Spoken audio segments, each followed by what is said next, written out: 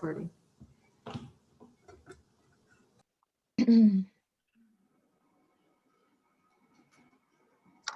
We are recording. Oh, Okay, well, everyone, welcome to the May 4th, 2021 meeting of the Board of Architectural Review of the Village of Mamaroneck. Have quite a number of applicants on the agenda today, so we'll try to move things right along as best we can. We have the full board here.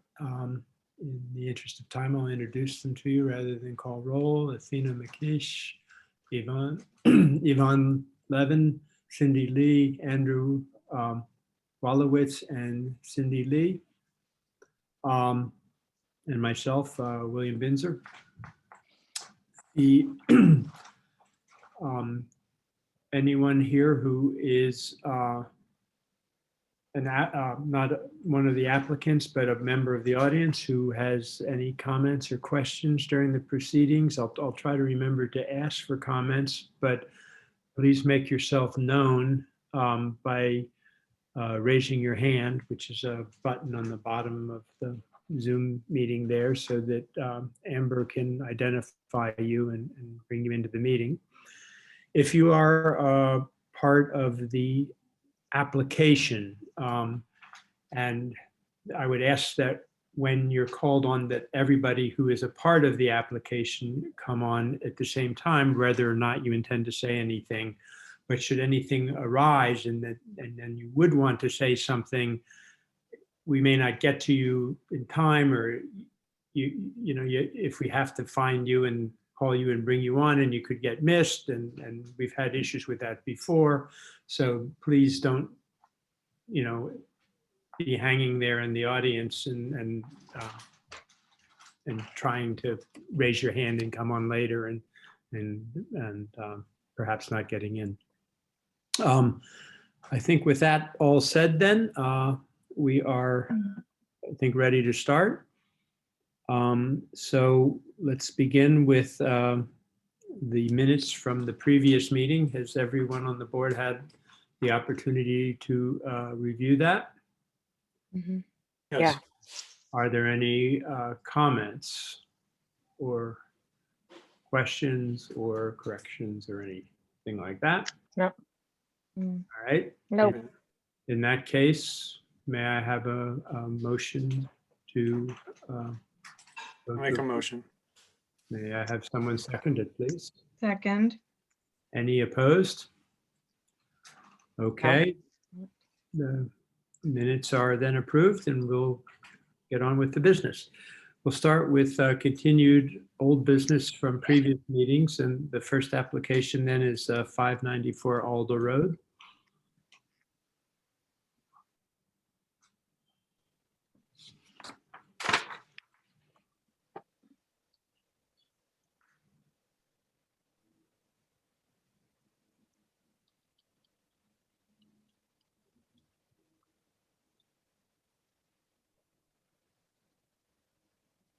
Hello, Tom, my architect should be on this call now. Is he there? Yes, he's being promoted now. Okay, great. I just There's want to, also a Margaret Clay. no, it's Tom. Let me give you his last name. Wayne Clay is my pool designer, and my architect is Tom. Okay, so I have a Margaret Clay. Tom Haynes. Is it possible that that person is, I don't know who they are except by name. Sometimes the Zoom email, the addresses So are. I'm going to promote them to panelists, and I guess we'll see what Margaret Clay has to say.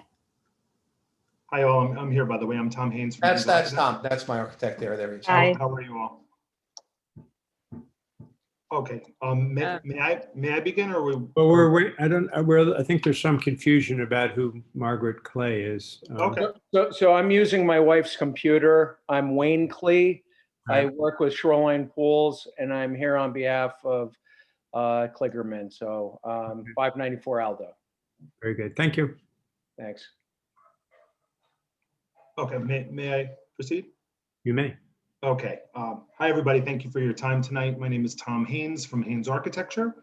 We are proposing an application in front of you tonight, which you had heard at the last hearing, which is for the Klingman residence at 594 Alder Road. And if I may, would it be possible to share my screen and I could just briefly walk you through the presentation? Sure. Okay, thank you.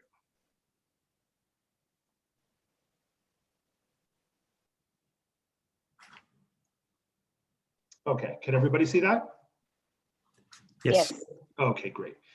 So the presentation tonight, what I'm going to present to you is supplemental to what you had already received from last month or the last hearing.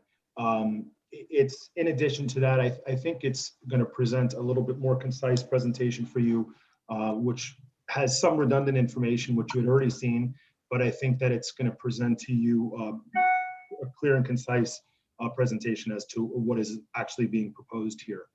So as mentioned, the address is 594 Alder Road, and the project consists of proposing an in-ground pool. We are proposing a patio around the pool.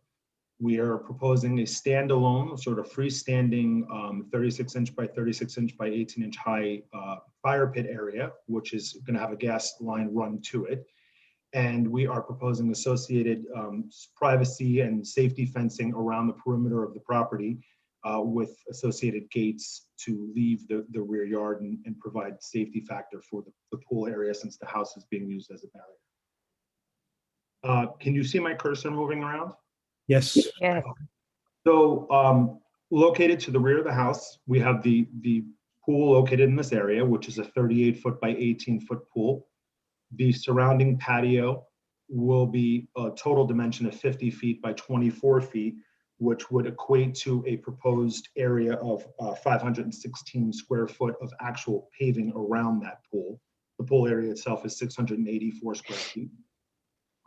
So currently there's existing fencing that does exist around the perimeter of the property.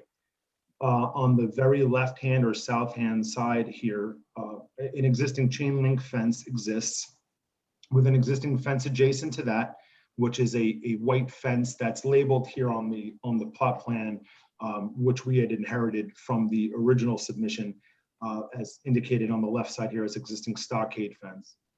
Across the rear of our property line, we have an existing chain link fence, which we're proposing to remove. And along the whole right-hand side of the property, or the northeast side of the property, we have an existing stockade fence listed there as well. So the goal with the fencing is to leave the existing fence located on the right-hand side of the property when looking at it from the street. So again, the rear is always at the back. We're talking about the right-hand side here where I'm moving my cursor. This existing stockade fence is it's really more of it's just really a wood board fence with the top cap and trim. It's constructed of cedar, which is weathered slightly. So we're proposing a new fence that will match that fence, and the proposed fence will take place across the rear property line here in place of the existing chain link fence. That fence will provide, as mentioned earlier, privacy and screening as required because of the proposed rear pool area. So it's beneficial to both our subject property and also the neighbor located to the rear. And we are going to propose that fence to continue down on our property along the left-hand side as well, which would be the southern side of the property. And on either side of the rear, we're going to return those fences back with the same fence to match without swinging gates from the rear property as per to meet pool codes as necessary, swinging outwards, but they're to provide access into the rear yard. So as mentioned along the right-hand property here, this fence would remain existing, but we're going to connect a piece from the house to that existing fence straight across to match. And I'll get into the aesthetics of these things momentarily when I proceed, but I'm just showing you the locations of what we're proposing right now. The pool equipment is going to be located here in the northeast side of the property in the rear of the home. That is going to be screened as well with a 4-foot high wood board fence to match existing. And we're going to propose landscaping and shrubbery around, calling out for a 36-inch high planting area around that fencing.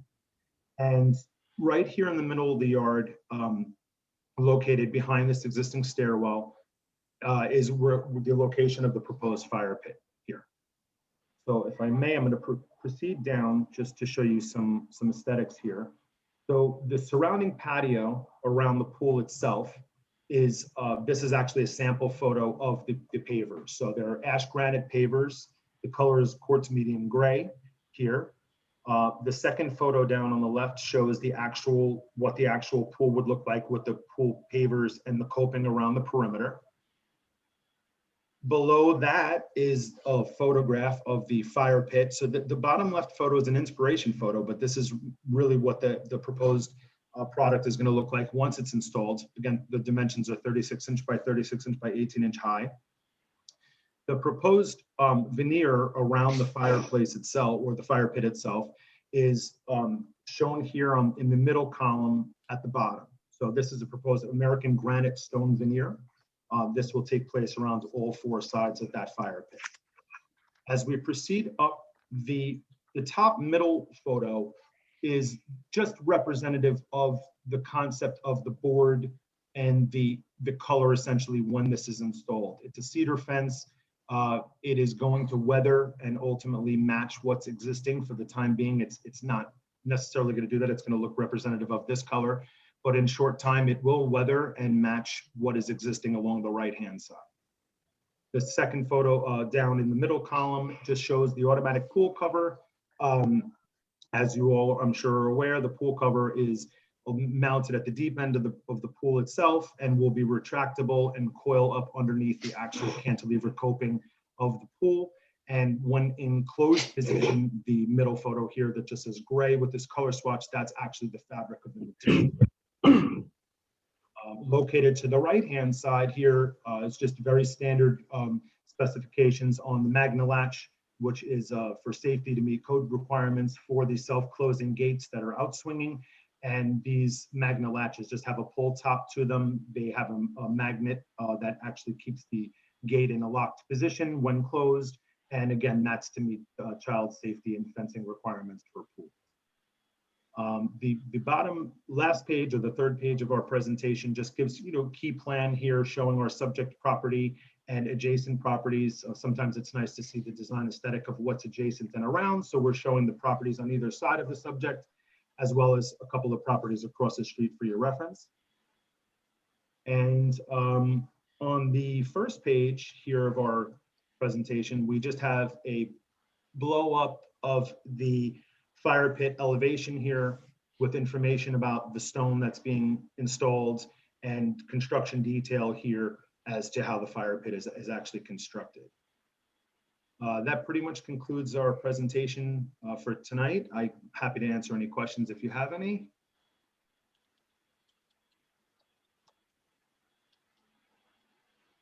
I'll just ask one, it's not really a question so much as just to clarify.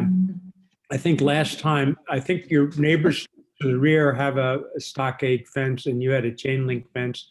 And last time you were here, I think you were proposing to keep the chain link fence, but now you've changed that to add the stockade fence.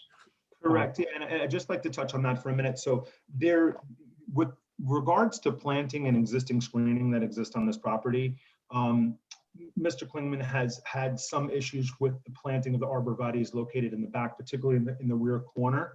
And every couple of years, these plantings seem to not take or die based on whether it's wind or sun or what have you. Again, I can't really answer as to why this is happening, but the goal here is to remove the chain link fence and to provide the stockade fence across the entire rear, in which case we'll provide full screening and privacy between our subject property and the neighbor to the rear. So with that said, both properties and owners should be happy here. So again, the property to the rear, any of these landscaping that die off and have to be replanted over time, they're not going to see that happening per se, because we're going to have this.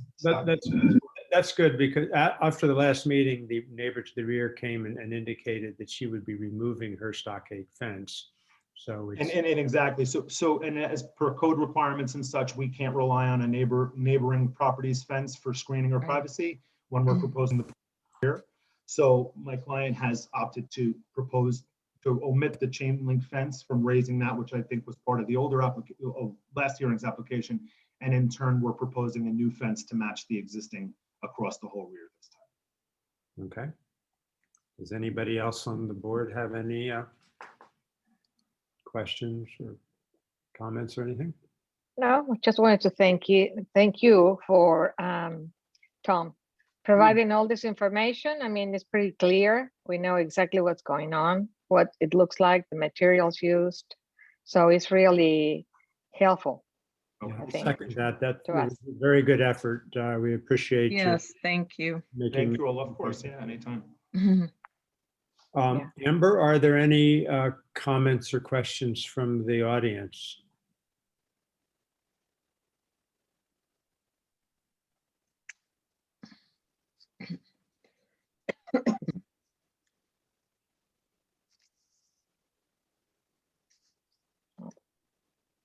Maybe.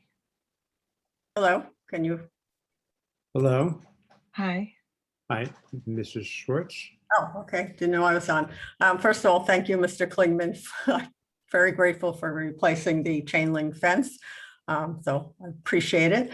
I do have a question. So you won't be replanting in that corner. I know it's a difficult corner, but the fence is only 4 feet high. Is it possible to get a higher fence even in that corner? So we have some type of screening there, because 4 feet is not going to screen much.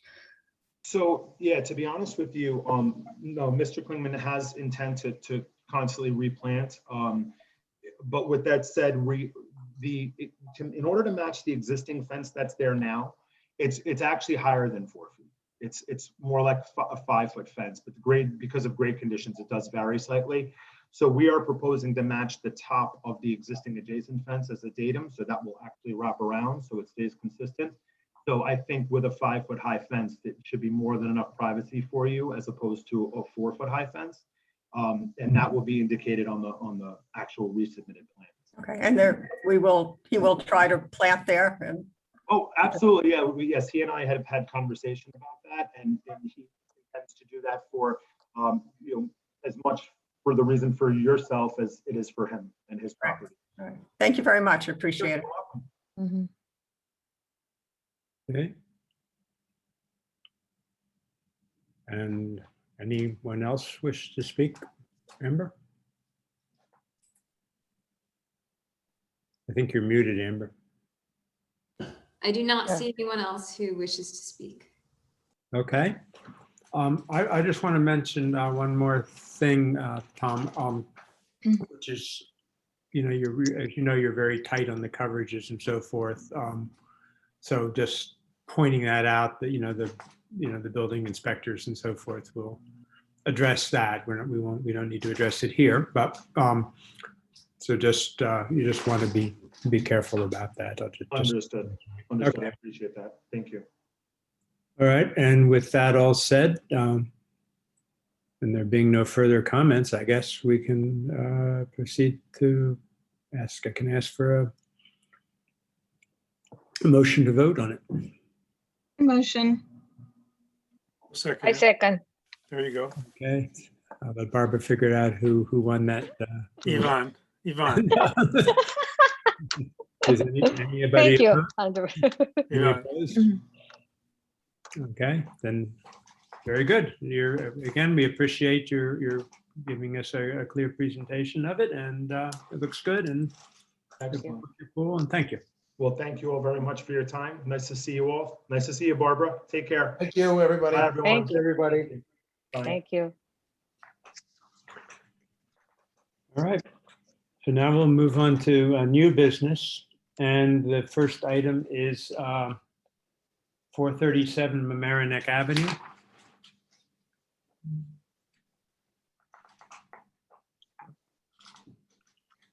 So if everyone can raise their hands when their application is called, they can be promoted to panelists. And if you can also be sure to change your Zoom name, rename yourself, you can right click on your name to rename yourself to your name so that we can identify you. Thank you.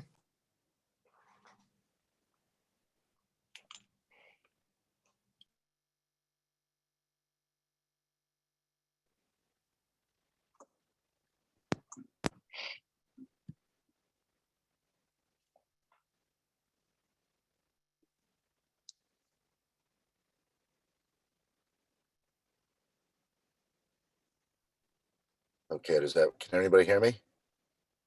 Yes, now, yes. Okay, there we go.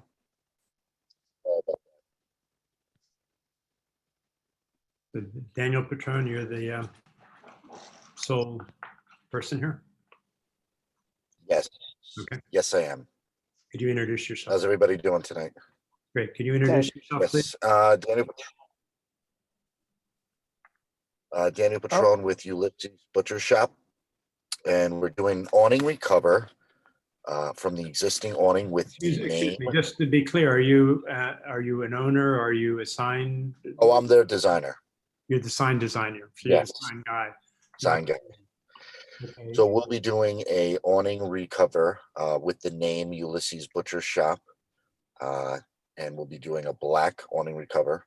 And the blade sign is an extension, and it'll be two-sided with a cutting board actually that was designed with 24 by 18 inch, and then the sign would be 11 by Can you share, 15 do you have the images there that with- you can share?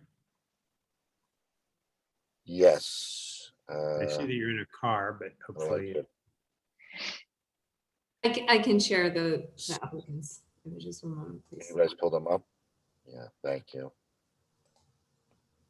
Usually works better. He's on a last time. computer, though.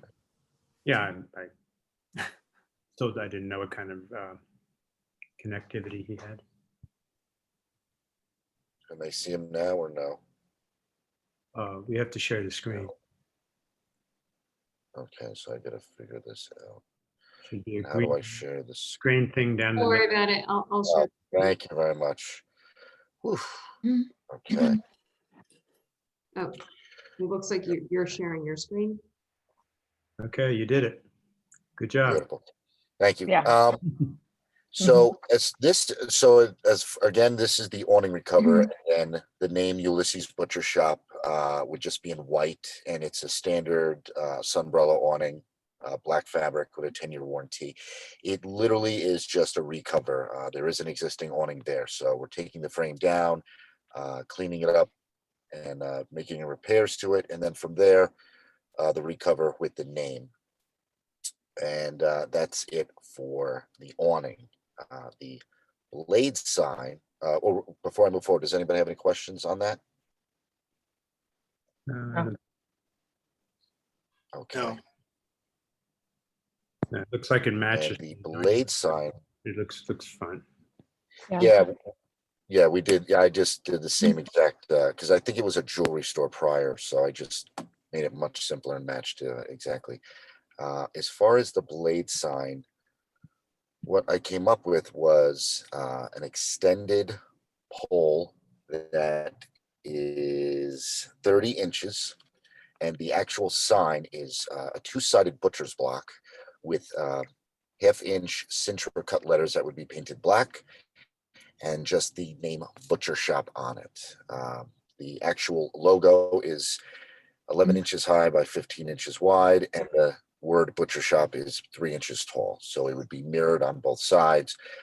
The only thing what we change would just be one a butcher's knife and then one chef's knife. And that would be it. So Okay, And- now on this, I have a number of questions. For a start, where is it?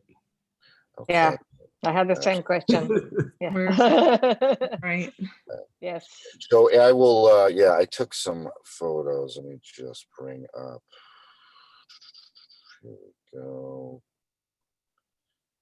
Survey pics.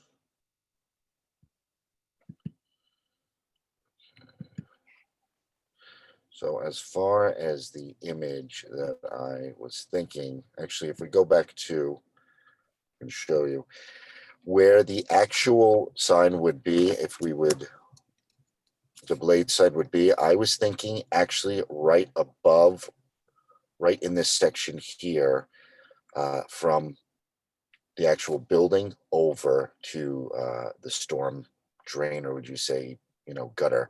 But the actual size of the cylinder that the pole sits is not very large, the diameter. So the space that's required to mount it to the facade of the building is probably about an 8-inch diameter. So it's not very big, but visibility wise, at that height, it would be seen from both sides of the street. Very visible. Okay, now there's a couple other things. It has to be up at least 8 feet clear underneath it. Yes, we will have more than 8 feet. There's I also, actually there's have, also a maximum, but I don't recall what that is, but I think it means it has to be on the first floor.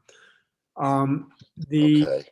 But I think that's not an issue. Uh, But a bigger issue is that it can't project more than 18 inches. And yours seems to be 24 inches, 30 inches actually. Well, the sign's 24 inches, but the projecting signs are limited to 18 inches.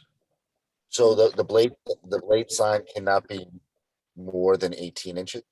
Yeah, well, you can't project out from the facade more than 18 inches. And as a corollary to this, just for the sake of argument for people to discuss, I don't think there are any other blade signs on Mamaroneck Avenue. Okay. With like maybe a little bit of a questionable, thing there. So 18 inches. Can the pole? So the pole would have to be smaller. Well, can the pole extend 24 and then the actual board be 18 All it inches? says is that a projecting sign can't project more than 18 inches. Okay. To interpret that, I suppose, is possibly a bit of a gray area, but that's what the ordinance says. Mhm. If it is a bit of a gray area, is that something? Because I just think at that size, it'd be very, very hard to notice. Right, if which you is, were I suspect, part of the doing it reason 18 why there inches. aren't any other blade signs. And we've run into this before with somebody else not on the Mamaroneck Avenue doing a blade sign, but that's, I think that the intention is probably, as you're saying, to discourage blade signs. Anyway, there you have it.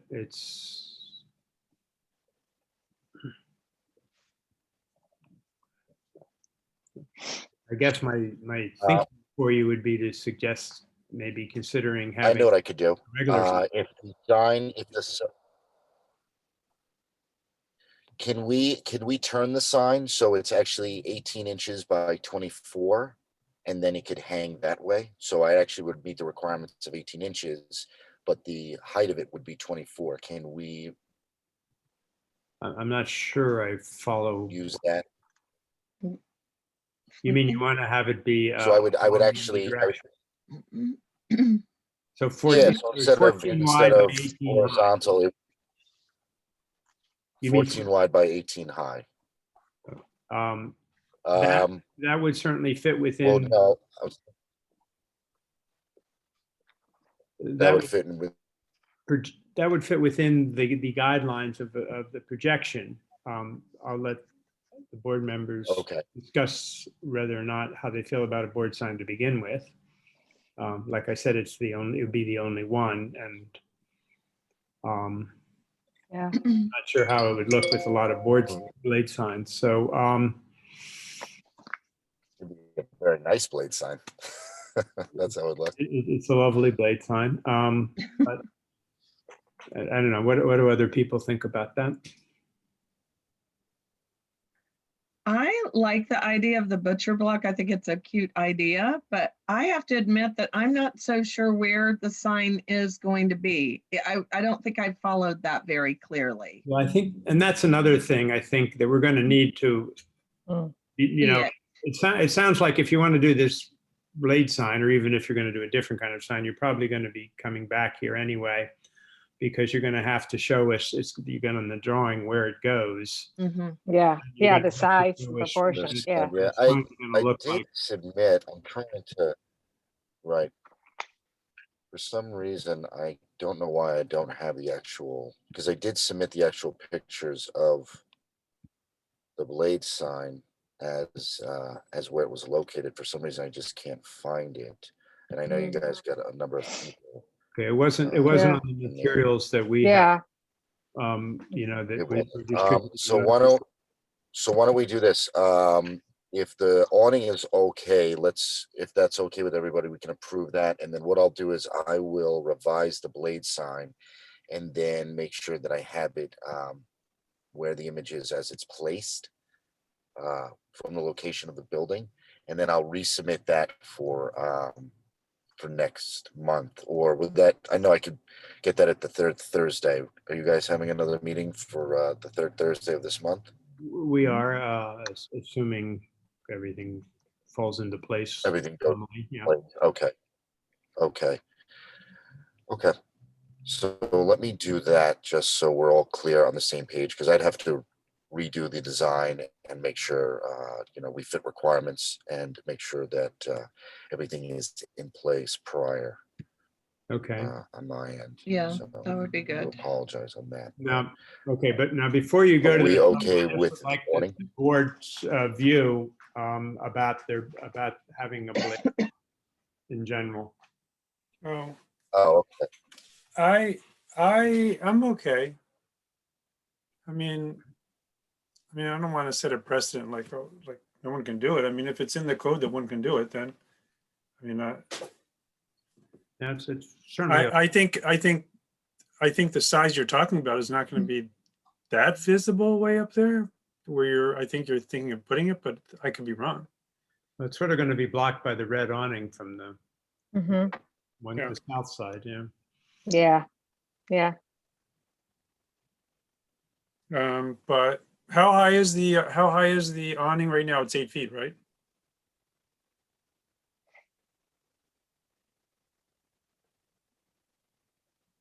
Oh. Hello? My connection, sorry. Yeah. Okay, can you hear me now? Yes, the bottom of the awning is 8 feet, right? From the street to the top of the awning is, I think it's a little bit more, but yeah, it should be at least 8 feet. Double check.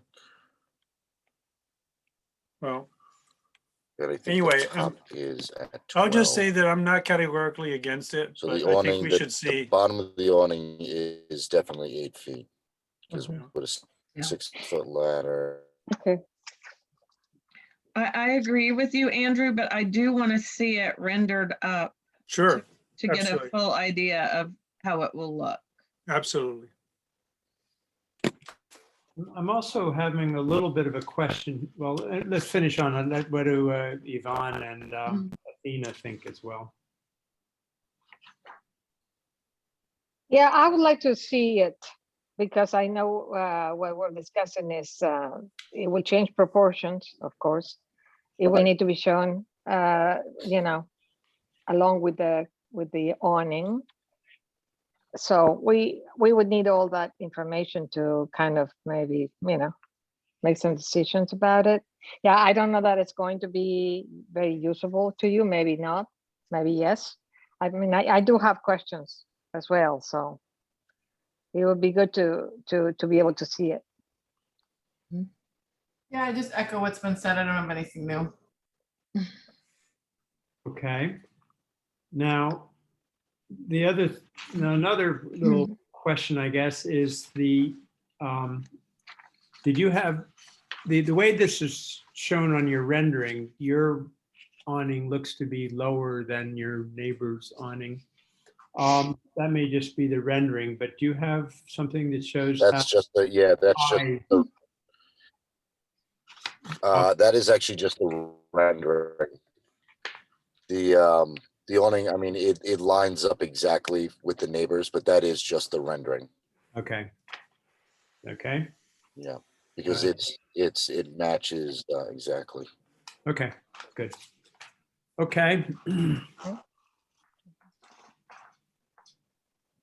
Any more comments, questions from the board? So I just have a question, and I would like to know when you see the window, you see the awning and that logo, and what are those? They're on both sides of the logo. They're like squares, and maybe it's something I'm it goes beyond, it's something inside. Could you tell me what is it? Oh, that on we're the looking bottom? at? I Yeah. think those were, I think those were chalkboard displays. I think they had a display set up. Ah, Yeah, inside. those were chalkboards, yeah. I see. Okay. Yeah, Okay. you also, Daniel, you also would need a permit for the window sign. Oh, I didn't put the vinyl up in the window. That was not me. That was, I came in after they opened. So, I don't know. You'd have to speak with them about that, but I can maybe find out. And then, Well, you might mention to them that they're supposed to have a permit for that. For that logo, right? okay, yeah, I thought they did. I thought they did have it, but I will talk to them and let them know. Just a comment to the board, because I am looking at Google Street right now. The black, this current sign on this window is the same height as the sign on the awning on the left, which is lower than the awning on the right. So the black ones line up, Yeah. and they line up with the other ones that are by like Hash and Ash, like that whole building, it all lines up. Yes. Mhm. But the building on the Ah. right, Amerenik Nail, those are taller. Right. Yeah. Yeah. The red one. Yeah, The red ones Yeah, are they are taller. tall. Yeah. That's Uh-huh. fairly Yeah. evident. I was just wanting to make sure it lined it up with the one that says fashions here on the left. Yes. This was the silver shop, right, before? Yes, it was. Okay. Well, I have one other comment. So the logo on the window and then having the blade sign with I think it will be pretty darn busy and they're not going to look alike, right? So what do we do about the logo on the window and the fact that they haven't come before us? Mm. I personally, I agree. I think the logo on the window should be removed personally, because it doesn't allow people to see inside of Right. what they Uh-huh. have. Because if they do something in the window, and Mhm. because if you read butcher shop, you want to see, okay, what's going on inside, and that logo is Yeah. quite large. It takes it It's away. large and it from what isn't, you're Yes. trying to it see. isn't going to have anything to do. Well, we have to see the blade sign, so maybe it's a moot Yeah. point, but Mhm. anyway. Good evening, everyone. This is Dennis Drogan, the Yeah. Assistant Hi, Building Dennis. Inspector. Hi, everyone. Hi. Hi. So that logo that's on the window, it's actually clear around the lettering. So it's transparent in the center. Then you have the image of the cow, the name, and the knives on the bottom, which are clouded. But you can see right through. It's just that right now with the light, it looks like it's black. Does everybody see that? If you look to the top left-hand corner, you can see the cash register over there. Don't make note of that, Barbara. And then on the right-hand side, you can see their showcase of the we'll call it a scarecrow there. So the center is transparent. So the outside is a ring, and the markings and images in the center are clouded. Mhm. But everything else is clear straight through. Mm. And as for the hanging sign off, I believe there are two other places on the avenue that currently have that razor sign. Smokehouse being one, not sure how far it sticks out away, and I believe there's Oh, yeah, another one. Smokehouse does have a plate. Mm. Okay. Mhm. Thank you. Yeah. Thank you, I'm Dennis. still not sure that even a vinyl see-through sign is strictly speaking kosher by the code about window signs. The intent being, I guess, to avoid visual clutter. Mhm. I don't know how big of a deal we want to make of it, but it's there. Yeah. And as for how far the blade signs is out, I'm just reading what it says here. So, Yeah. I think the awning itself is nice and looks elegant. Yeah. Yeah. well, anyway, moving along then. Let's see. Are there any other comments? Well, first from the board, and you think further. No. Anything from the audience, Amber? I do not see anyone who wishes to speak. Okay, in that case, Daniel, if I understand, you'd like us to vote on just the awning for now. Correct. And then I'll resubmit the blade sign. Okay, For the could I final. have a motion then to vote on the awning? I motion. A second. All right, anybody opposed? No. All right, very good. All right, so good on the awning. We'll see the blade sign.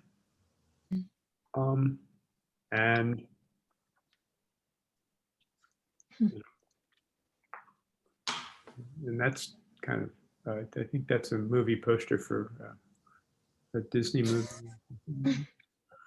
Actually, it's a mural from a famous artist, but awesome. Thank you so much, guys. I'll get that email out to you and have a great rest of the evening.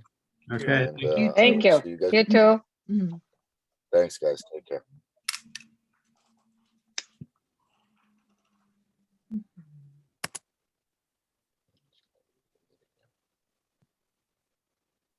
all right. Next up on the agenda is 801 East Boston Post Road.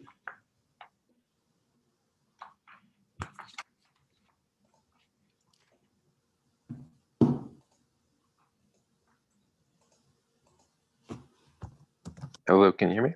Yes, we can. I can. Okay. My name is James Polinsky. I'm here from Signs Inc., the sign company, and we are proposing a new set of channel letters for 801 East Post Road. I can see if I can share my screen there. Okay, so they're just looking to change the front sign. They're looking to do a set of illuminated channel letters.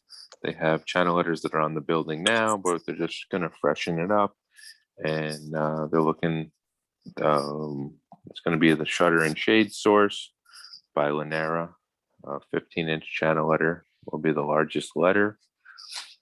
It's going to be black sides with white, with a little white outline and blue vinyl. I included the samples in the packets. It also says the PMS color of the blue. That's about it. I don't know if you have any questions or comments, anything you would like me to explain. Well, I do not. It looks nice to me. It looks good to me. Anybody else have anything to say? It's pretty straightforward. Any It other- looks simple and nice. Yeah. Very similar to what they have now, Mhm. which is just Lanera decorating in green, a different color. Right. Yeah, the old one was green. I think I guess their business, I guess they're doing very well with the shutter and shades, obviously what they're selling. And I think with this name, it just makes it a little bit easier for people to understand what they do rather than just Lanera. Okay. Any other board comments?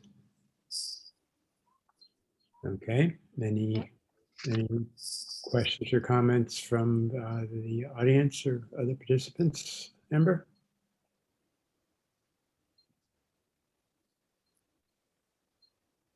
I do not see anyone who wishes to speak. All right, somebody want to make a motion then to vote on it? I motion. And I'll second that. Very good. Anybody opposed? All right, very good. Thank you.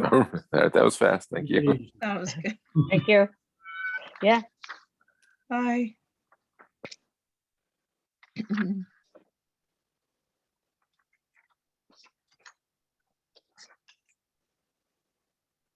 Okay. The next applicant then is 137 Mamaroneck Avenue.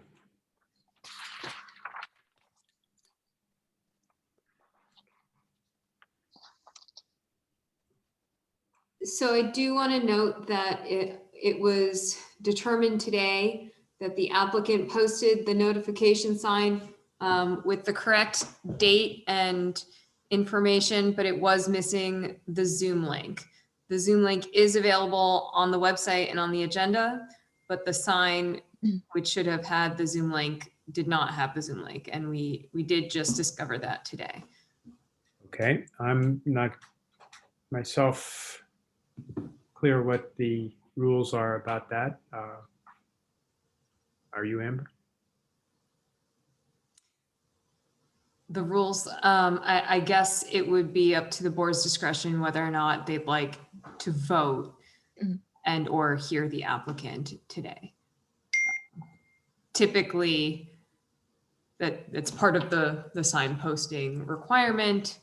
At the same time, because we're in a different Zoom sort of setting, the village code doesn't necessarily. Well, I'm guessing if the requirement is that the sign needs to have the Zoom link on it, if that's a written requirement that people in the community expect, then it's technically deficient and we shouldn't hear it, or we shouldn't at least vote on it. And we probably shouldn't hear it because the whole point of the sign is to give people notice to if they have anything to say.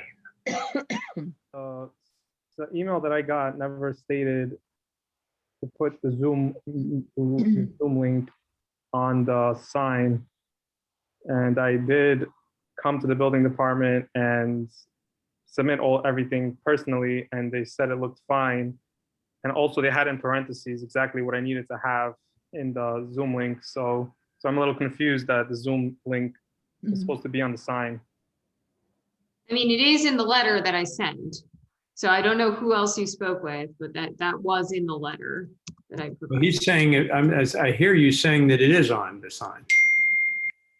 No, I'm saying that it wasn't in the email with the attachment, and it was in parentheses, everything I needed to put on the sign. And that Zoom link wasn't in the parentheses.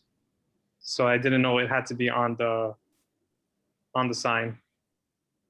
It is in the letter that I sent.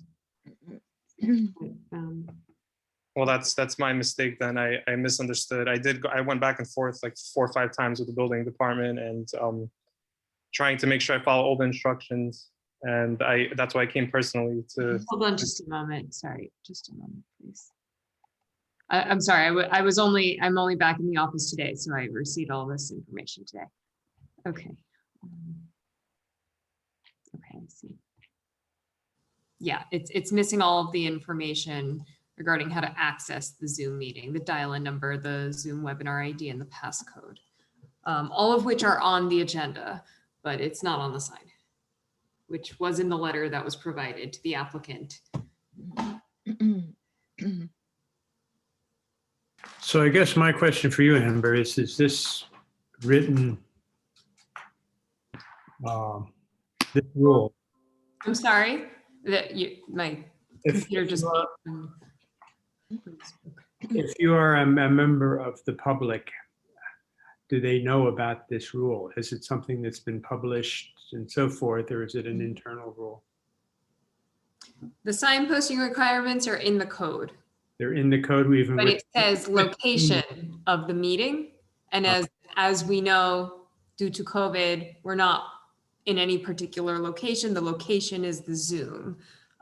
So it's Okay, so a there's little nothing. bit tricky, but I would say I would defer to your judgment. Okay, so then we're saying, so what you're saying is that you have to post the location. It doesn't say you have to post the Zoom link. It says you have to post the location. The location happens to be a Zoom link. Correct.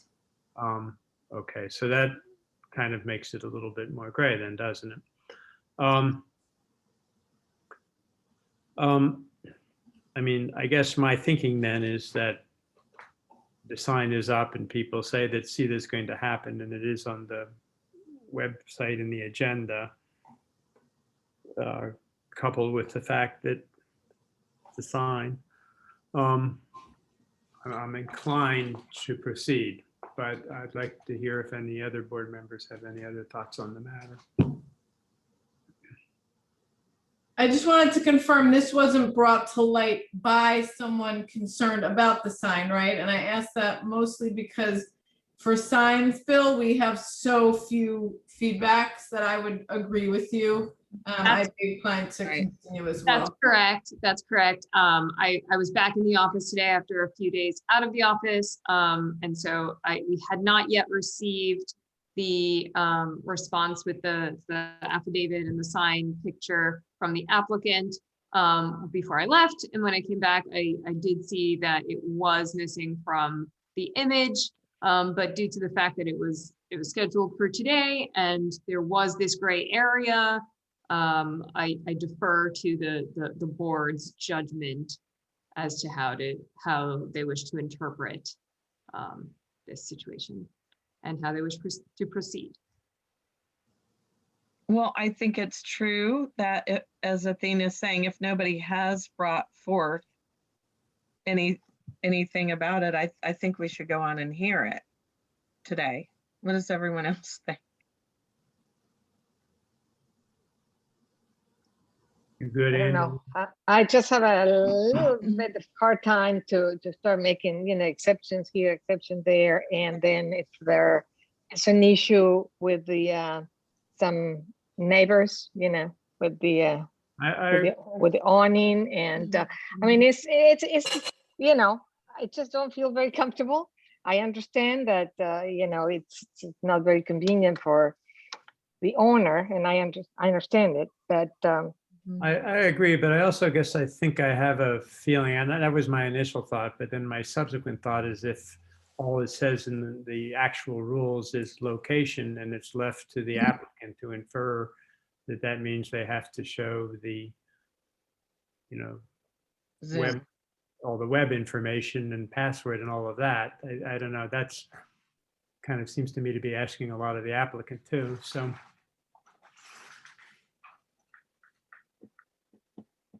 I'm not sure. I would have. If I may, I have a question. I'm sorry, Dennis is trying. Dennis, did you say something? Yes, yeah, I have a question. So on the butcher sign, it did say Zoom meeting at a certain date, but it didn't have a link on it. Oh. So there's it's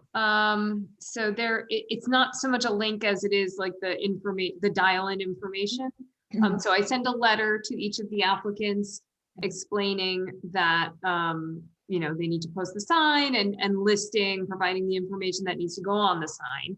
And in that information is the Zoom link, the dial-in, the Zoom passcode, excuse me, not the link, the passcode, the numbers that you need to punch in, the dial-in information, etc. All of which are on the agenda as well.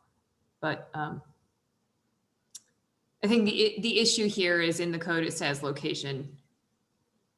So as far as any member of the public knows, they don't know that that's supposed to be on the sign or not. It's sort of between you and the applicant, really. Right. The applicant didn't post what was provided to them to post. However, if a member of the public is interested in that sign, they can call the building department, they can go onto the village website, they can find the agenda, and they can access the Zoom meeting. It's more important, I would think, to know that it is being held, a meeting is being held via Zoom by the village on this app, on this. Right. And somebody from the audience is pointing out, by the way, you don't need a passcode to get in. okay. I think we should proceed. Yeah. Okay. I think we should proceed. We're not talking about a huge construction. We're talking about a sign, right? Yeah. Yes. Yeah. But we have yet to see. It could be a huge. Right. So, but why don't we see the sign? Yeah. Why don't Yeah, we we see haven't the seen it. sign? And All just right, move on and see the sign. I So- don't think we spent enough time. I think it's not so abundantly clear of what actually needs to be on the sign, and that we should, further put this off. So let's go ahead with it. Okay, you're up. I forgot your name already. Just says Elegant Salon on your, and you're muted besides.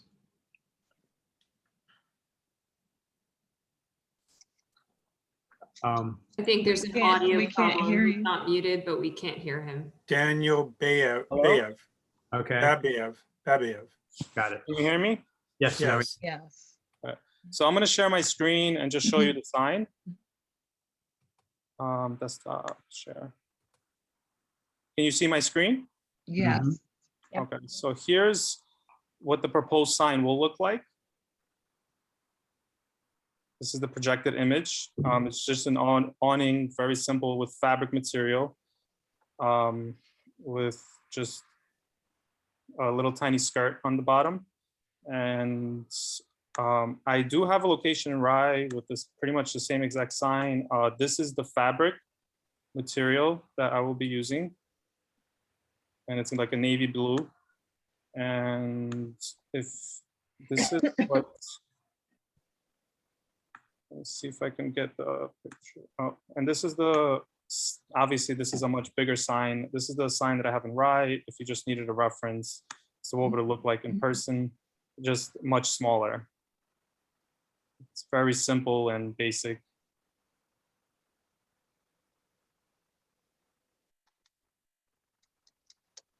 Any questions?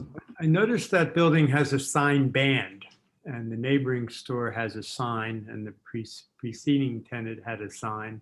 And you've elected to go with an awning instead. Yes. Notwithstanding that there's an architectural sign ban. What's your thinking there? Well, from my experience, clients like to have a little bit of shade like an awning just in case it rains, which is, and I also at the same time, it is a second location, and my idea was to, you know, hopefully eventually franchise. So I wanted to have as much of a similar look as possible. I did follow all the rules and guidelines as far as the lettering and the facade and like, so that way, you know, it still has a similar look, but still follows all the rules. And you know, the tailor shop really does, the sign is so small, it doesn't really, I feel like their sign is mostly on the window. And I am really, you know, I am friends with the guy at the tailor shop, and he said he doesn't mind the awning. The sign in the preceding tenant was a larger sign, of course. You can sort of see it under your rendered awning. That read, it was also a hair salon, I think. Oh, this is the new location. I got confused a little bit with the other image. This is the location that you're proposing. Yes, the other image is my current location in Rye. Oh, okay. It's another location. Okay, Yes. and right. Correct. And you're trying to make them look similar. Exactly. That's the goal. Yeah. Yeah, the only issue I have here, to me, it's very busy, all these things. I mean, there are different types of signage. You have the awning, then you have the little circle over there by the tailor. Then the brick building with something else. To me, it looks confusing. I mean, I think yours probably is the best looking one. I mean, I guess I don't know what it is, the one on the brick. Yeah, I building. would rather have seen the sign and lettering all that same color, but a sign versus awning would. Uh-huh.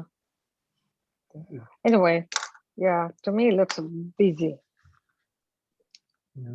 I mean, Mamaroneck is a busy street in general. I don't know how I don't know how to respond to that. Well, it's just that the building has Well- architecturally provided for a way to put a sign up, and you're proposing to do something completely different. So it's honestly not that attractive, but that's, I think, what we're grappling with. So let's hear what the other folks say. Yeah, I guess maybe it's the awning. I'm sorry. I just wanted to say maybe the being an awning and not just a sign, against the facade. That's the issue. Okay. But I do understand that wanting to have a branded look between Rye and Mamaroneck. And as a hair salon wanting, I don't know, that little bit of covering. I mean, it's just for a moment, I guess, going in or out, right? Coming out Well, mostly. well, if they, if they're like smoking a cigarette or making a phone call, or even, for purposes when I it's, think we know what awnings do. It's- yeah, well, I'm just Yeah. answering the question, sorry. Well, it extends what, 18 inches, right? 18 What inches, is the correct. 18? Yeah. Yeah, I'm looking at the street view. I don't think it's any busier than what's currently there. So, Yeah, it just kind of bothers me that it's the building, whoever designed the building provided for a nice, neat way to have a sign and just the glom awning on it. I don't know, bothers me. Okay, I understand. Yeah.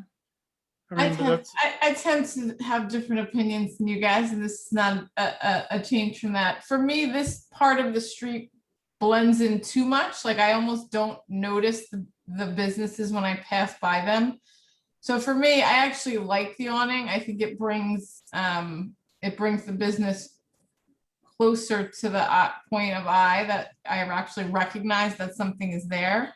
Otherwise, I think this tends to blend in and you don't even notice these businesses.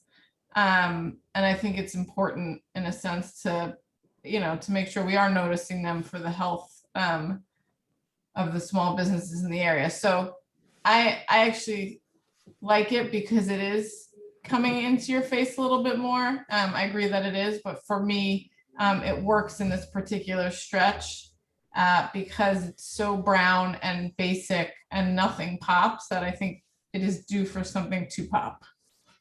I don't mind that it's an awning. I just mind that it's an awning on a building that's designed for a sign. Mhm. yeah. Hmm. Well,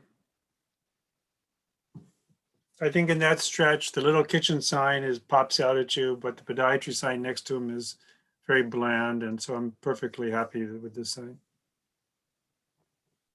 Is there a way to see more of the facade, street facade? No. You're so good with that, Andrew. You put with the photo of that. Andrew's job, the street view, huh? Yeah. Well, if I unshare this, I could show the street view, but I'm just saying is, Yeah. it's to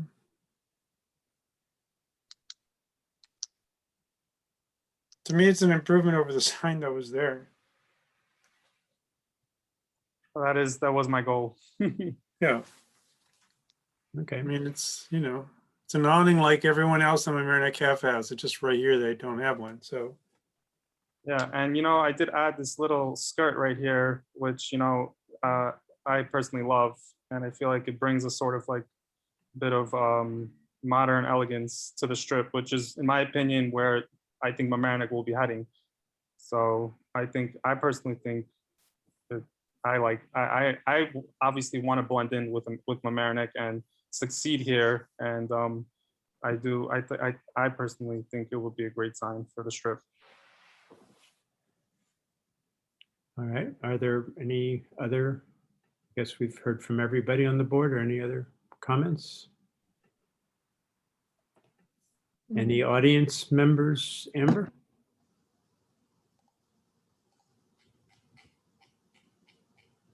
I do not see anyone who wishes to speak. Okay, motion to vote I'll make a motion. in a second. A I'll second it. Okay. I'm going to, this time, instead of just saying any opposed, since I am not in favor, and I'm going to vote against it, but everybody, so let's do it by roll call. Athena? I'm in favor. Okay, Andrew? I'm in favor. And Cindy? I'm in favor. And Yvonne? And I'm going to abstain. Can I Okay. do that? Yeah, you can do that because it's 3 votes in favor. Okay. So that's enough for him to carry. So 3 in favor, 1 abstaining, and 1 against. So you get your awning. Okay. Just a quick question. Does that mean I can put it up immediately? How does that work? No, you would need to obtain a permit, a building permit from the building department. So this approval is one of the requirements to obtain that building department permit. So once this meeting is over, your application materials will be stamped by the chair here and proceed to the building department for final approval and issuance of the permit to you. Okay. All right. Is that all?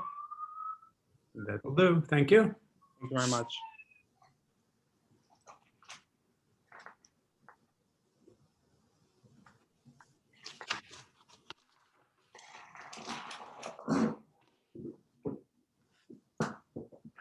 So we will go on then to the next applicant, which is 1519 James Street. No, is there No, I'm sorry, I'm wrong. I missed one. 809? Let's switch to the other page. 809 Old Post Road, sorry. Yeah.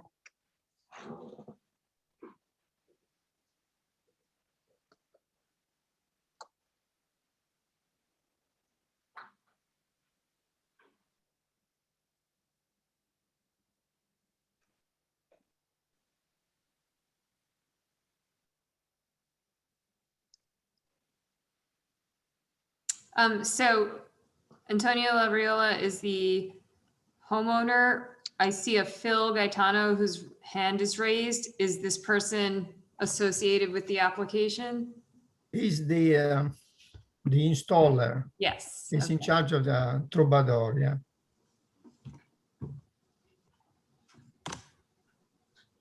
So how do I share the screen? Oh, share screen over here, okay. Okay.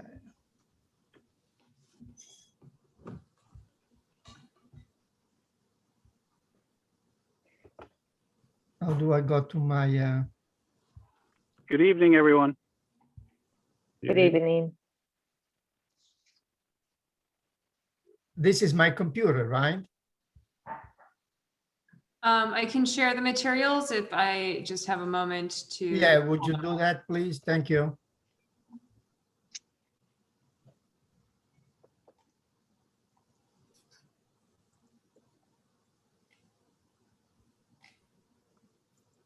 While we're waiting, I see that we have Antonio Labriola and Phil Gaetano. Can you introduce yourselves specifically? Who are you all? Yeah, good evening. Yeah, I'm the swimming pool contractor for Mr. Labriola. Okay. And I am the owner, Antonio Labriola, the owner of 809 Old Post Road. Right, got it. Thank you. You're welcome. Okay.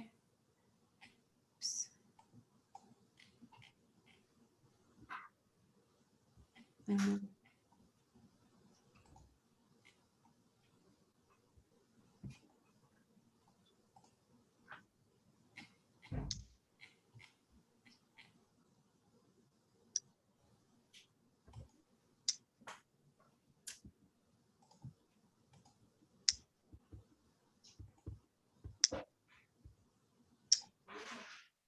So these are the materials that were submitted. Let's see if we can.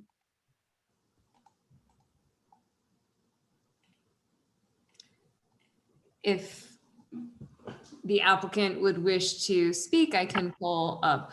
the Sure, sure. So the idea is that we want to install an in-ground, above ground pool. And so we chose this oval one. And the size is 16 by 24.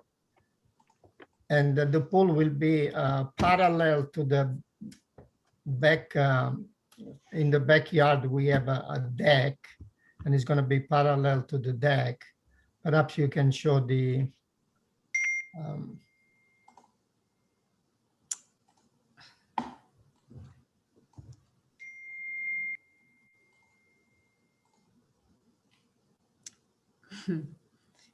Well,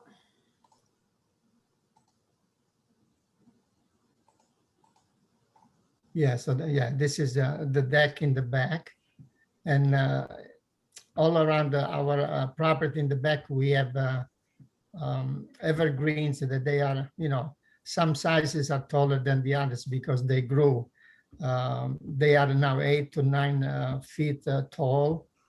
And so the pool will be adjacent to the deck in the back. Is going to protrude a little bit here. And that's basically the idea. Is it is my grandson is over there. So we are a retired couple and we're taking care of my son's grandchildren, children. And so we have them all year long. And in the summer this year was quite tough. So we decided to build a pool. Yeah. So that's the basic idea. And Mr. De Gaetan is nice enough to install it for us. Yeah, so this is where the deck is, and this will be the pool right over here. And these are the steps that are going to go into the pool. And so the pool will be surrounded by a fence as well. And I provided all the pictures that I've taken, some from the neighbors' houses, and that could be shown as well.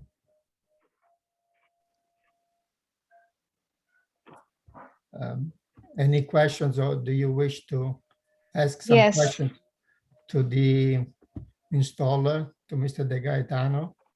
No, just one question. And so you are planning on accessing the pool from your existing deck? Is that the idea? Yes, from the deck. I see. Yeah. Yeah. Okay, yeah.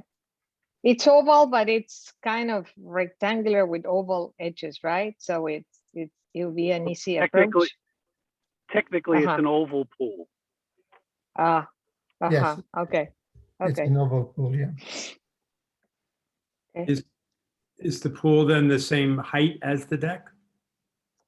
It will be, yeah. We have to dig down about 8 inches so that the top of the pool is even with the top of the deck. Yeah. And then we plan on putting a pool fence around the whole pool attached to the body of the pool itself. The pool itself is going to have a fence. Okay. Yes, yeah, this way Uh-huh. it has a complete barrier. I see. Yeah. And while you're on that subject, I don't know if it's possible to put the picture of the pool back up again, but it's designed to have, it looks like cladding on it. I wondered if you were going to put on cladding. It looks like it's No, the outer wall is already finished. There's no cladding involved at all.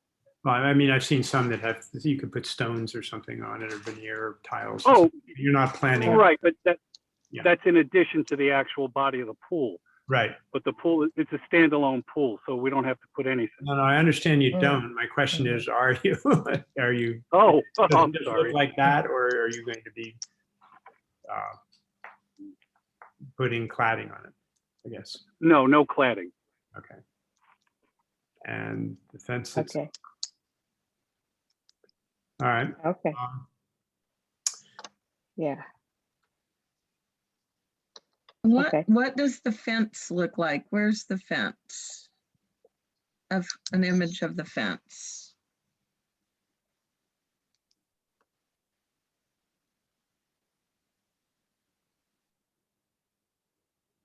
Mhm. Mm.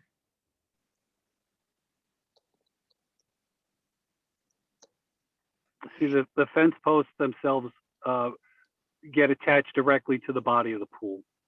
Mhm. Okay. And what's the height above the pool?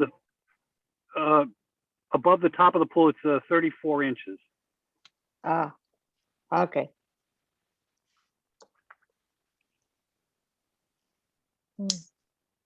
34. And the pool wall itself is 52 inches. I see. Okay.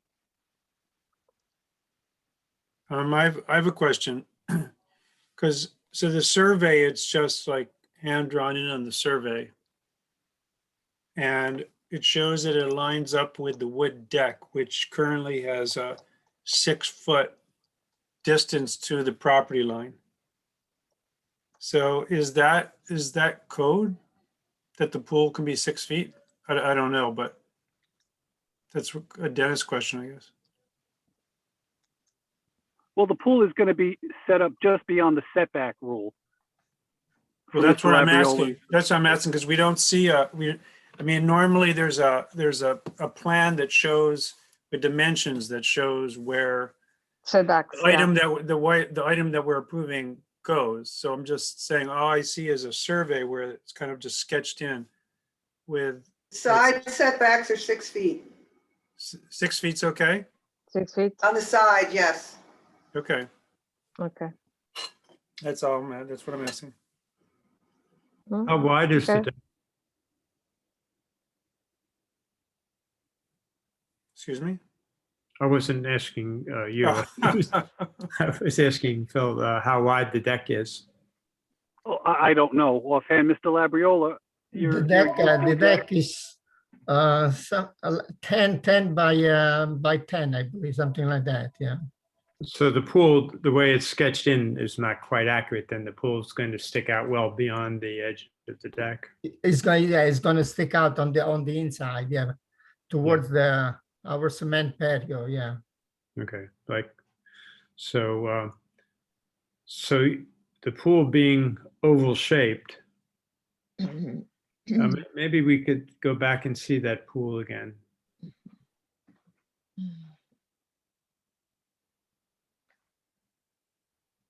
Not that, the actual pool.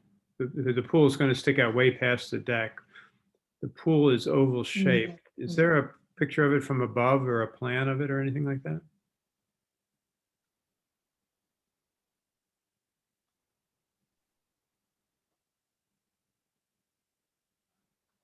No, I mean, that's I guess what I'm getting at is that the pool curves at the end. It's not, Yes, it's rounded. It's rounded on both ends. Yes. So at some point, it's not going to be flush with the deck. There needs to be a part of it that is flush with the deck to be able to get into it, right? Correct. Yes. It doesn't, and I'm wondering what part of it, I mean, I'm not kind of clear how that works. If it's curving, that's a round one. I understand this one's oval, but, well, anyhow. Is it racetrack or is it oval, right? Like, is it got a straight side at one point? Like, I think it's racetrack from the pictures. Right, so there is a flat surface of Yeah. it that could abut. But Right. yes. Now, honestly, it would be kind of good to have a drawing to see how that all works, like where you go in from the deck. And I mean, and this raises, so there's some code issues here too, that the building inspectors will have to deal with about fencing it off and having a gate and how that all works, Right. We plan on putting a self-closing, self-latching deck gate from his existing deck to code. The Magna latch and all that. Okay, and then the pool will have to have a flat part up against the back. But if it's 24, what was giving me pause, if it's 24 feet long and it curves at both ends, and it's, what is it, 12 feet? 16 feet, right? So then I assume those curves are semicircles, say, so that's 8 feet. You got 8 feet off of a 10-foot deck, it's curving, so you can't get closer to the side. So it doesn't seem like it leaves you very much to be flush against the wall, against the deck, does it? Well, no, sir. The straight side of the pool, if the pool is 24 feet long, the straight sides of the pool are actually 12 feet long in length before the curves start on both ends of the pool. Okay. Yeah, okay, that part, I wasn't so interested in that part. I was more interested in the part from the end of the pool to the straight part. So if it's 12 feet and the pool is 24 feet long, that means the curves are 6 feet. Which means Correct, yes. not quite, Yeah. they're not semicircular because they're 16 feet across. I was guessing they'd be 8 feet because that would be semicircular, but okay, 6 feet. So that means you've got 6 feet, you've got a 10-foot deck, so you've now only got 4 feet in the corner that's flush with. And I think I misspoke. The length of the deck is, I believe, 16. It's 16. Okay. rather. Yeah, it's That 16. would make a difference. Yeah. All right, well, I don't know. Well, there's 2 ways we can go here. We can either have you come back with a proper drawing, or we can leave it to the building inspector. What do you guys think? I think I'm up to leaving it to the building inspector. Yeah, where is Dennis here still? I'm always hovering. I'm here. So, given that, so let me just re-ask some questions if you don't mind. So the width of the deck is 16. So if you're standing with your back to your sliding door, left hand to right hand, that's what I'm saying is the width, and the length would actually be going straight out on measuring a deck. Some people do it differently. So from the right hand side of the deck to the left hand side of the deck, your back at the door, what's the distance? Homeowner. Well, this Phil, perhaps you said to the door, to the back door. Yeah. No, Mr. Labriola, he's just side to asking you the side. length of I'm sorry. the length of the deck, the length of the wood deck, Mr. Labriola. Yeah, the length I said, the 16. I was incorrect before. I think it's 16. Okay, so that being, I don't think it's going to be that big of an issue. That you're going to have the entrance. Can you bring up, share the photo of the grandkid in the back of the house again?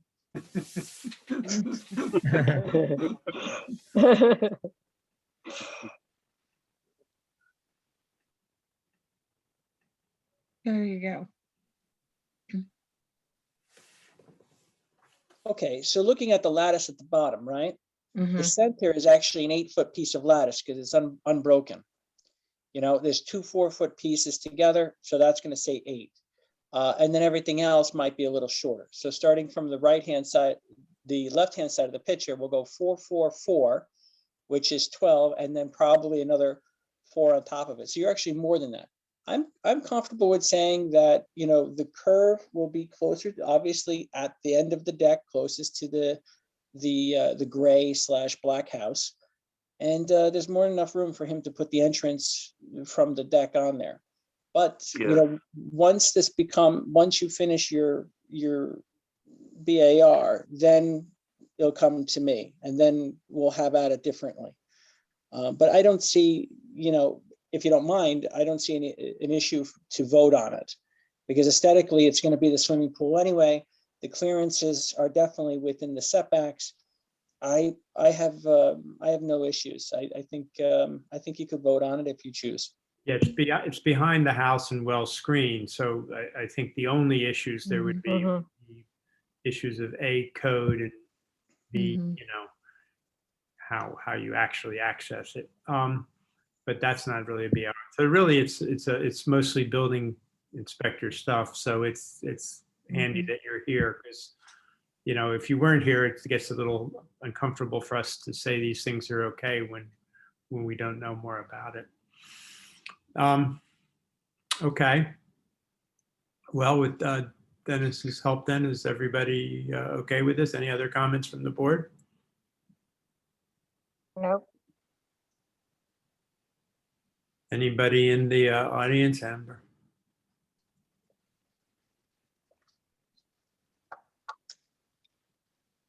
I do not see anyone who wishes to speak. Okay. Actually, one more question. The location of the pool equipment is important for the board. So if the pool equipment is going to be far away from the setbacks, where it's isolated and covered and surrounded by shrubs, that's it. But the pool equipment's also not on that survey. The filter, potential heater. Yeah, to be honest with you, it would have been good to have a site plan here. We're a little bit, you know, taking you at Yeah. your word here, Phil. Well, we'll know right away when the inspector comes to inspect. But I understand what the code is, and we'll follow exactly what needs to be done. Well, I think what he's pointing out is that well, go back to your survey where somebody drew it in with their foot. Can you tell us where the pool equipment goes?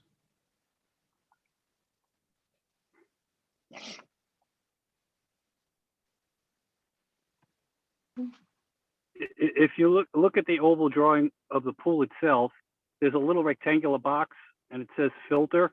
Mm-hmm. So that would be where the pool equipment will be located. Okay.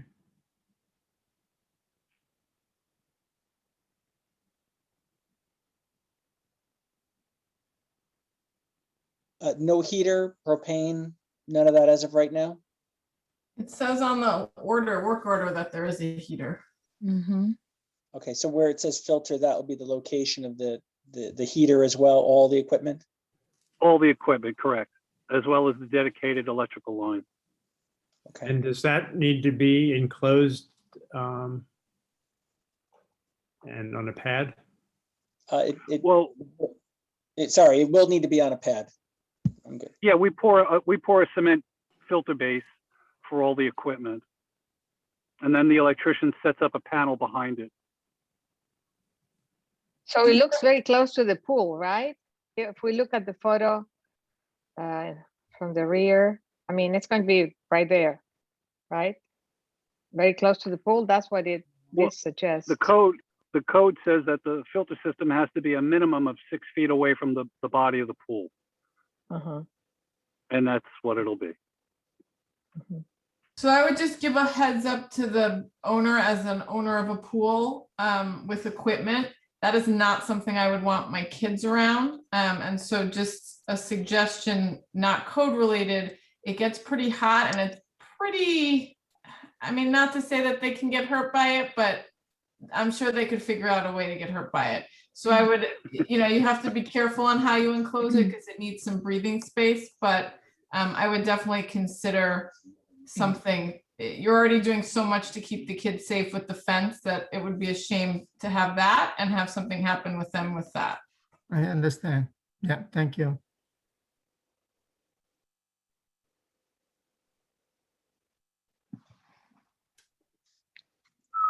All right, well.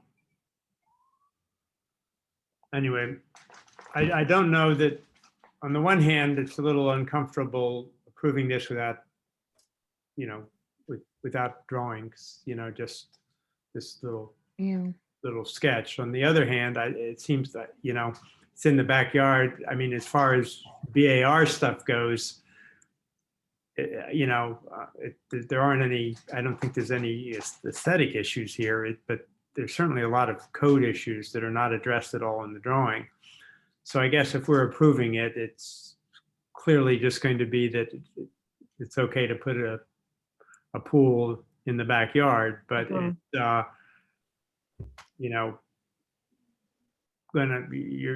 gonna be up to, it's more for the building department to do, to inspect it and make sure that it's all code. And and if it turns out not to be code, there's issues you'll have to deal with. I would have honestly been better to do a drawing, but we're where we are.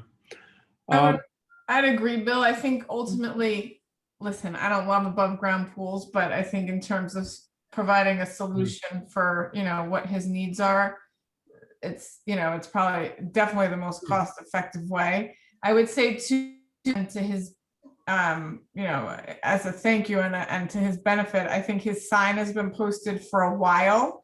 As you guys, I'm sure have driven by it as well. So if there are any neighbors that had issues, I'm sure at this point they would have seen the sign because there's only one way in and out of their houses over there.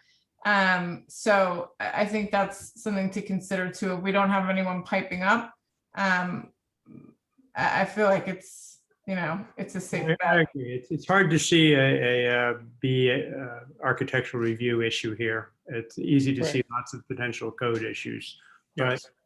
you know. Yeah. Well, Yeah.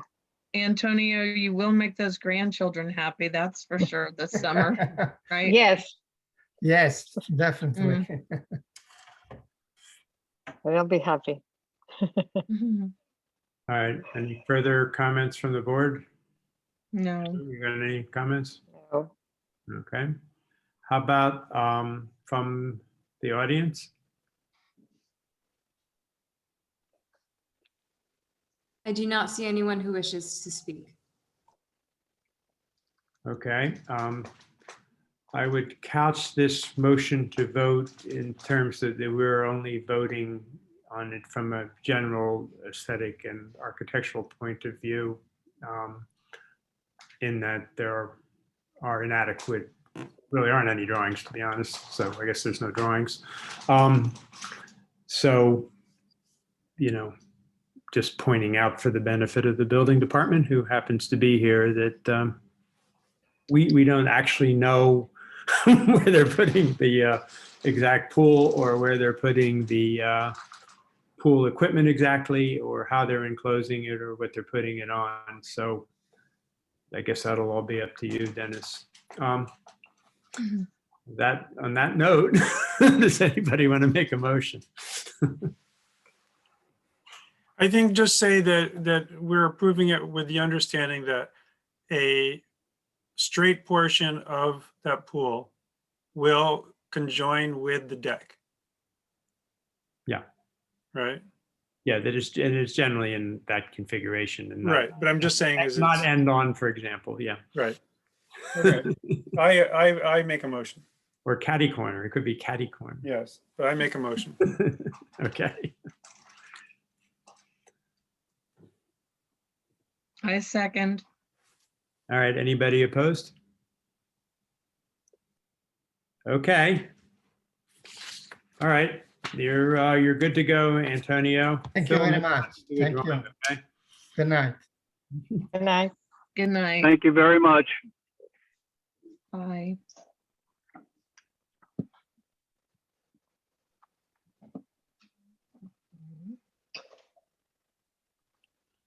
All right. Now we're at 519 James Street. 1519. What did I say? 149. Well, yeah, 1519. Okay, yeah.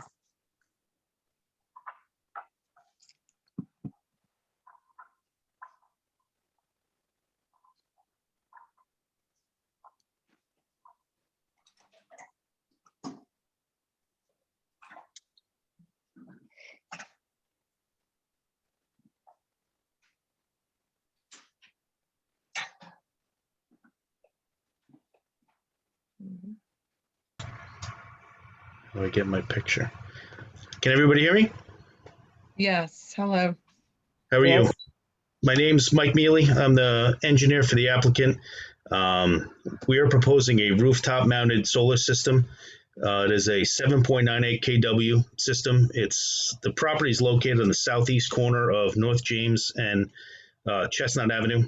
It consists of 21 solar panels. They're LG 380 watt panels. They're black. And I'm going to go to my screen share just to show you some. This is the design plans that kind of just show the front of the house. That also shows where our fire access is to meet the code. They're not exactly contiguous, just based on the offsets on the top. I'm going to try to bring you some. This is kind of a rough rendering on kind of how the panels will look based on the chimney on top and the fire access on the sides. I also have just a picture, just kind of giving you a configuration of how it looks from the neighboring properties. So like I said, it's on the corner, the end of North James kind of dead ends. So kind of your view, it would be from kind of, I guess, going north on North James before you go on to Chestnut Avenue. The panels, as we would love to put them on the rear, they can't be. It's on the kind of the west plane. The production on the backside just wasn't making it worth it. And pretty much that's it for the presentation. If you have any questions or comments or anything I can answer, I'll be welcome to try to do so. Had you considered putting them on the roof in some sort of orderly fashion versus just kind of a mishmash any old way where they fit? We try to do, just going back to this one, where we put them all landscape in a straight configuration, but to try to maximize the roof because of it's not a huge roof and we only have the one plane to be able to put them on. We tried to keep them all landscape, and then we tried to take advantage of kind of what areas we had after we were able to place the panels. So pretty much maximizing the roof based on the amount of room we had. This is kind of the best configuration that was available. So pretty much everything is kind of in line, except as you get towards the south side, where we just have two portrait panels that aren't exactly in line with the rest of the landscape configuration. Well, if you lost 3 panels, you could, of course, center them. Correct. We're losing production, but yeah, and that's just it. There's not a ton of room on the roof, and just based on it being on the west side and the east side not being productive, we were trying to maximize production. Well, this is, the front of the house and very visible from the street. Yeah. Yes, I have the same concern. I think, well, go ahead, Yvonne, I'm sorry. No, yeah, to me, look, especially when you look at the sketch, the rendering, and it just looks very messy. Messy. So there's no way to put those panels on in the back. You would go down to like 25% production because it's on the east side, kind of on the northeast side. And with the shade reports that we've done, the only worthwhile production.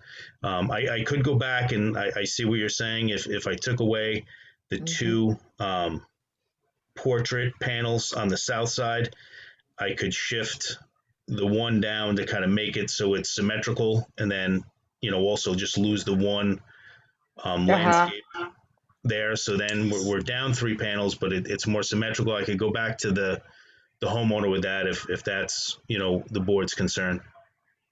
So you would be losing 3 panels if you do that.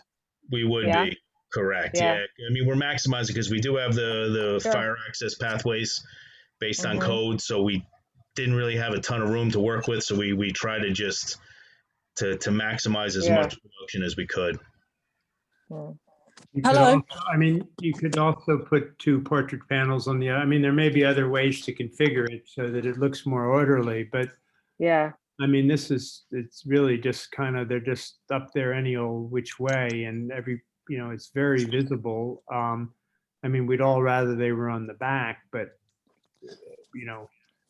yeah. Even if you could make a fake panel and fill in the corner or something, just so it doesn't look so, kind of crazy, random higgledy-piggledy, Yeah, particularly the slope of the roof is also pretty steep. So. Hi, can anybody hear me? Yes. Oh, hi. Hello. Hi, I'm the owner. We actually, I work for an architectural firm, and we actually revised the design a little bit. So if you could, would you mind going back to the plan, please? Okay, so those panels on the bottom of the plan here, we actually changed those so that there's 3 along the end and on that angle, and then the horizontal ones, it's actually 5. That last row of horizontal goes up 1 more. So it kind of has 1 5 row, a 4 row, a 4 row, a 5 row, and then 3 in the opposite direction going up the side. And it looks good. I'm sorry. It sounds better, but I kind of can't quite follow. Yeah, I'm just. Yeah, right. A drawing would be helpful. Yeah. Yeah, I'm just trying to think whether or not I threw out the drawing that I. Why would she not sent. tell you? So sorry, were those included in the materials that you submitted? I don't think so.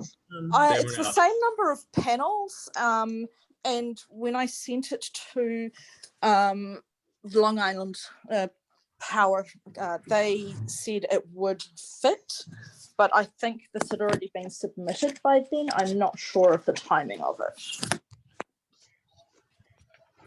Is there are there neighbors across the street, homes across the street? Yes, there are 2 houses directly opposite ours. I can show you, let's see.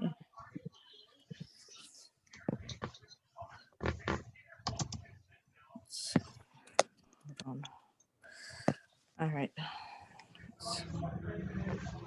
Can you see my screen by any chance? Hmm, No, my no. you can't see my, you can see, can you see me? We can see you. Yeah. Okay, hold on. Let me see if I can you see this video that I'm showing you? I So gotta the- tell you, I'm not comfortable with this. No, I think what has to happen. I think we're just, we're supposed to be approving a plan and this is not a plan. Of course, the last one wasn't either, but. No, I know, but this is architectural to the This community. one shows. I think here's what I'm going to suggest to Carla and Zachary is, since you have another plan, and you understand our concern that they need. to Yeah, be it was my neater. concern as well. I hated it. Neater. They just can't be slapped up all over the place, and that should be doable. You should be able to make it neater looking. It is, the new design is Again, in just, significantly the better. third Thursday, so it's only a couple of weeks. I'm going to suggest you go back, you get your drawings in order and you come back, because I need to then stamp whatever you have. And I mean, this would And the involve, materials need to be shared publicly. So if there are updates to your application, they need to take place before the meeting. They need to be shown and shared before the meeting. It's public. but since you already have this alternate thing, you should be able to get it to the building planning department in time to get it to Quickly. the next agenda, and it should not overly delay you. So I'm going to suggest, let's just go and let's just do it right and do it in a couple of minutes. Amber, just a quick question. When is the submission deadline? Just so I can make sure I coordinate everything before the next meeting. That is available on the website. That's fine. I'll look it up. I would say that if it's a continuing application, it should at the very least be submitted before the final agenda is posted, because that's when those materials go up publicly. And the final agenda is posted the Friday before the hearing. So the next hearing date is the 20th. So you should make sure any new or updated materials are submitted by the Friday before the 20th, which would be May 14th, next Friday. Understood. I don't think we'll need that much more time, but I'll make sure that I coordinate with the homeowner and the contractor. Absolutely. And also it'll matter somewhat what they look like. If they're like black on black panels, for example, that would look neater with all these joints than if they're black on white and have, They're black on black, but I'll make sure that with the next submission and the revised layout that I include pictures of what the panels look like so you can see them. Okay, yeah, because obviously if they're black on white, it matters more because you'll see if they're portrait or a landscape more readily than if they were black on black or whatever. Just pointing that out. And we'll make sure that you have photos of the neighbors and et cetera, et cetera. Okay, thank you. Thank you. Thank you. All right. Appreciate it. Sorry, Thank you. appreciate it though. Yeah. See you soon. Bye. Bye.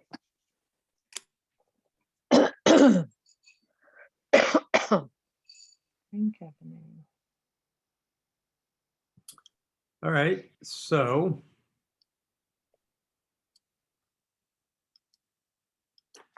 then next is 225 Frank Avenue.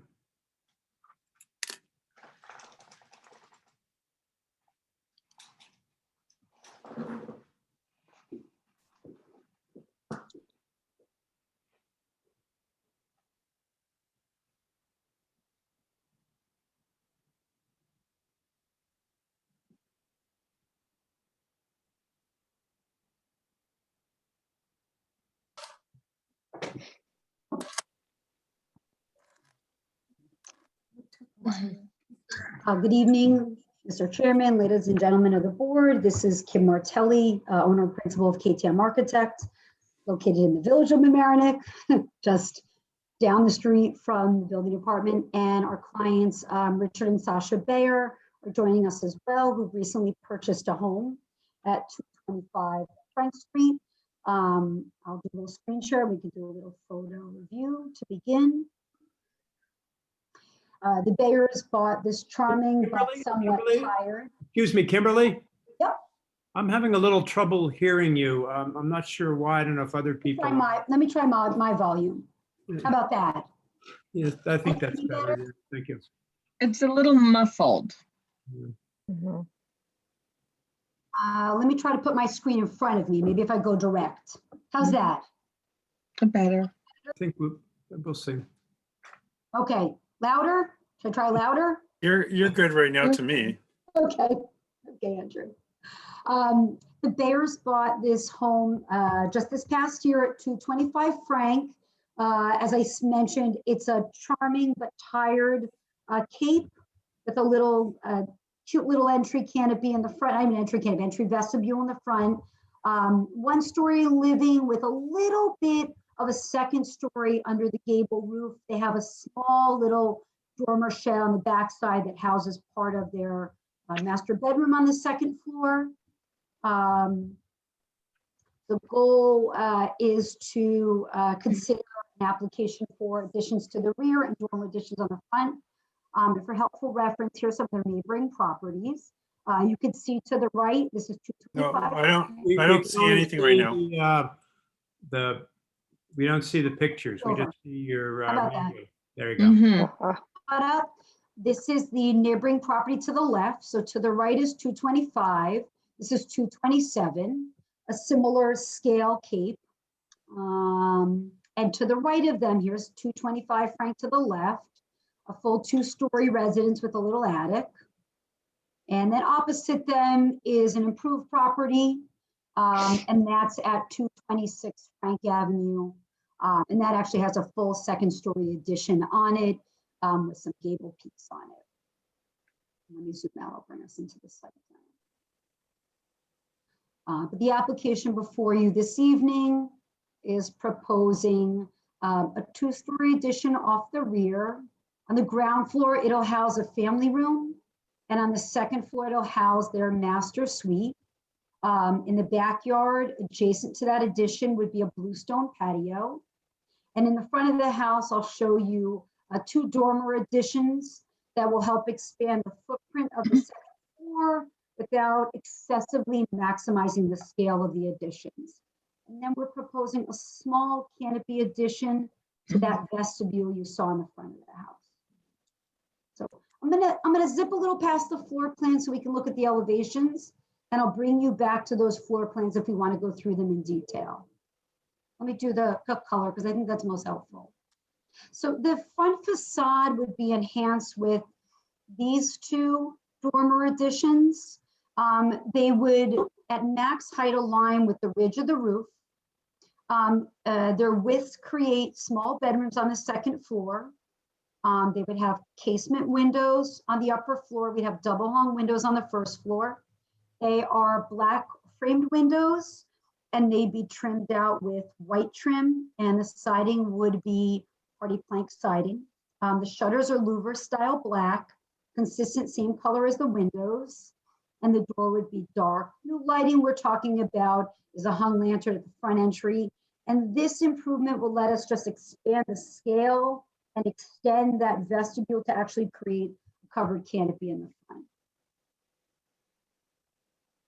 And the side will show you the expansion. So right now, that's the roof line with the gable on it. There's a little dormer on the back side. This would be the master suite upstairs and the family room directly below it. We are a shallow roof on the back, so this would be a low slung roof at the rear. Windows across the back for the master and for the family room. And that side view shows you double French doors coming outside to that new little patio on the side. And then we landscape across here. And just the material references are, like I said, we're looking at a black window. It's a combination of casements and double hungs.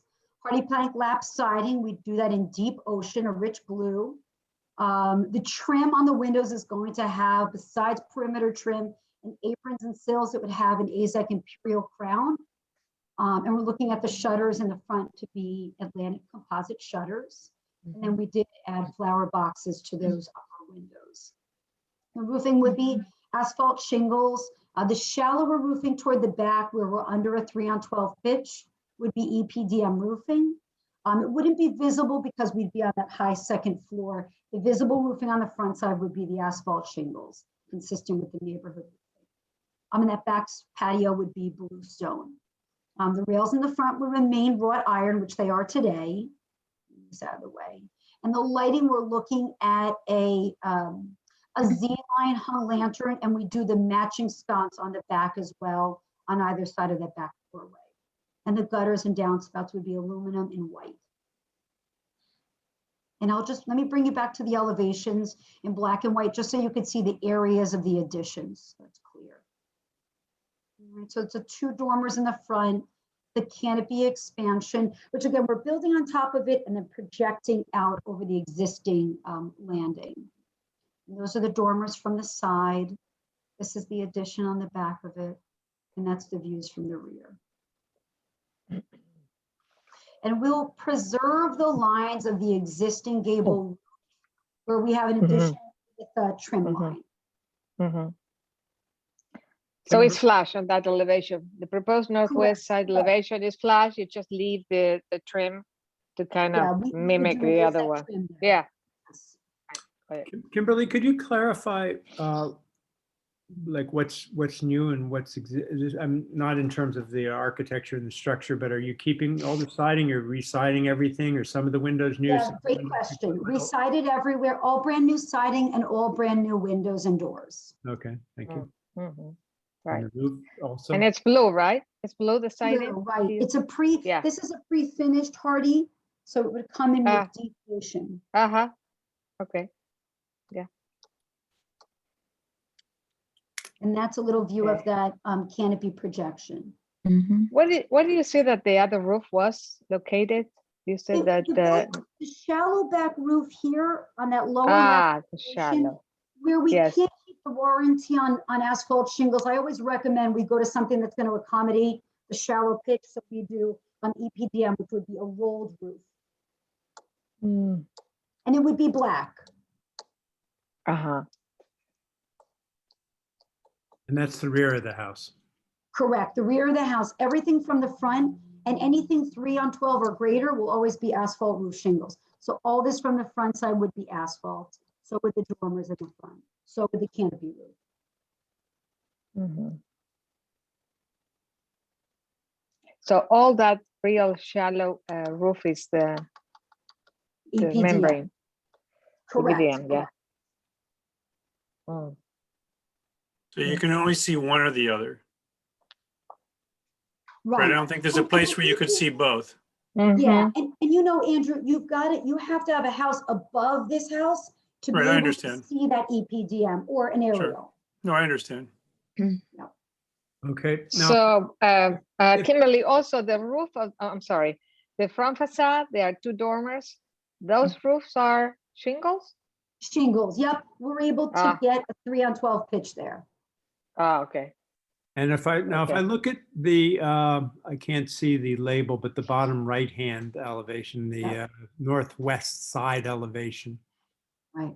So the roof that goes from the left side all the way to the right side on that drawing at the top, Right here. that's all EPDM? Correct. And that's, And yep, this- because you're looking exactly at this one. And this part here that is over the back, is also Correct, EPDM. correct. EPDM, yep. Okay, and It hits right at that ridge and backwards. and similarly, Yeah, they don't touch. Mhm. and similarly on the southeast side, the other side of the one that is also EDP. Correct. And Yep. everything else is shingle, right? Yes, yep. Uh-huh. All right.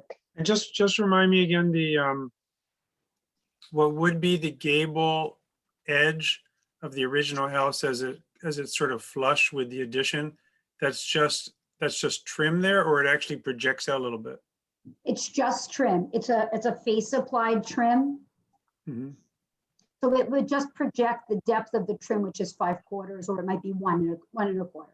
I see. Mhm. Okay. It has lots of windows, which is great. I mean, the master bedroom there and the kitchen, I think, right? Off the kitchen, yep, the family room, but it's an open The plan, family so room. they'd get that. Yes. Yeah, they'd get Uh-huh. great illumination. Sure. And it's we have a nice big backyard. You know, the addition is in the back, but this property has a nicely sized backyard. So even though we're in the backyard, we're actually staying well beyond, you know, our Oh, yeah. buildable area is very deep here. It's a Mhm. fortunate property. Mhm. There's our addition and there's our 25-foot rear yard setback. You know, they have 48 feet at the shortest dimension from the addition to the back lot line. We should be doing a pool. They'll probably be back the way. Yeah. they're going here. Yeah. Okay. Okay. Are there any other comments or questions from the board? No. No, thank you for the concise presentation. I think it looks really nice. Mhm. Okay. So, Else? Okay, how about from the audience then, Amber? I do not see anyone who wishes to speak. All right. In that view then, does someone want to make a motion to vote? A motion. second, I second. Cindy's got it. Another tie. Okay, anybody opposed? Or abstaining? No. Very good then. Thank you, Kimberly, and you're good to go. Thank you so much. Thank you for the positive feedback. Have a great evening. Thank you, Bye. Kimberly. Good night. Thank you. Hey, Bill, as mentioned, I've got to hop tonight early. Okay, and so this is the time, okay? I'll see you guys in 2 Okay. weeks. Yes. Okay. Hi, Athena. Okay. Bye. Okay. I'm going to now then, in view of this, mention to the remaining applicants that now there are only 4 people on the board. So you still will need 3 of us to vote for it in order for you to pass it. You could wait until a subsequent meeting and have a full board, or you can proceed with us with, you know, and hope to get 3 votes here. But if you do so, and we do vote on it and it doesn't pass, that means it didn't pass, which means you would have to reapply again. You can't just defer it and you know, come in again. You have to reapply again. So if you're aware of that and still wish to proceed, I just wanted to make sure you understood all that. And with that note, let's proceed then with 1069 Bayhead.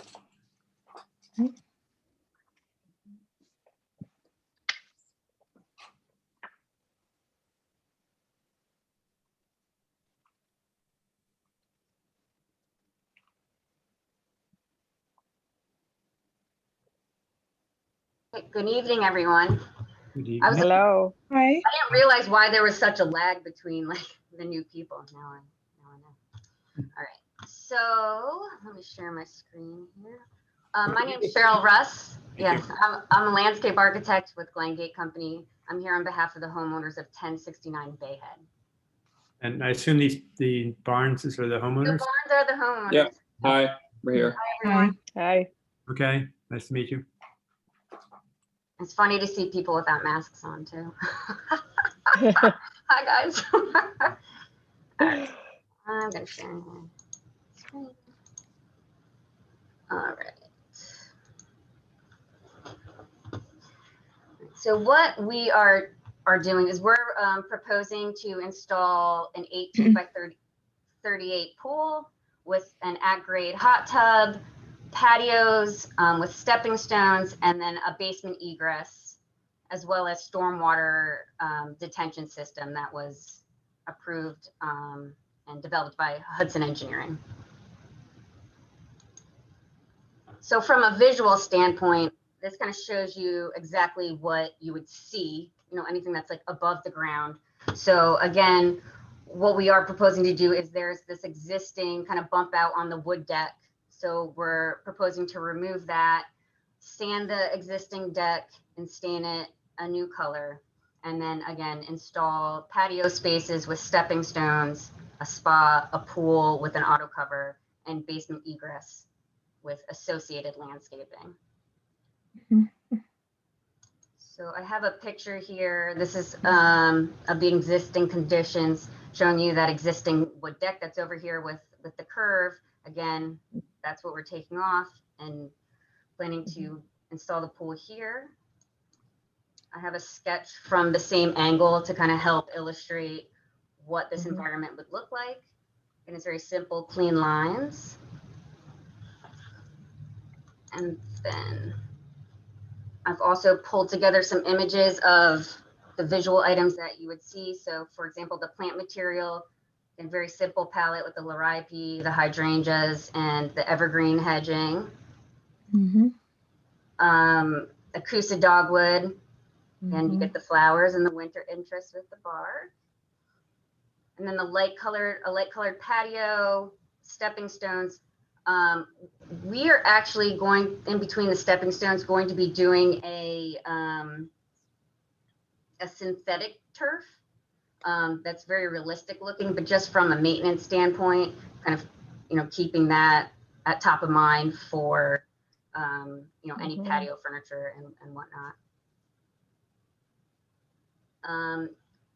We plan to stain the deck a darker gray color, so versus kind of the orangey color that's there presently. And that is it.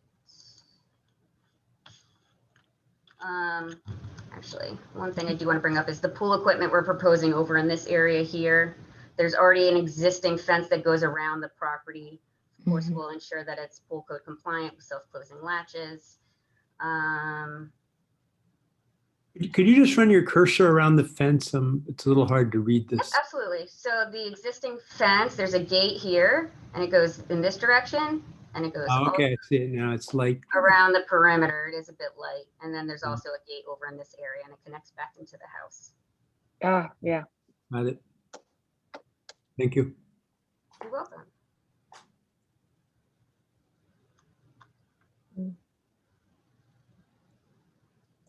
Are there any questions or clarification that I can do for you?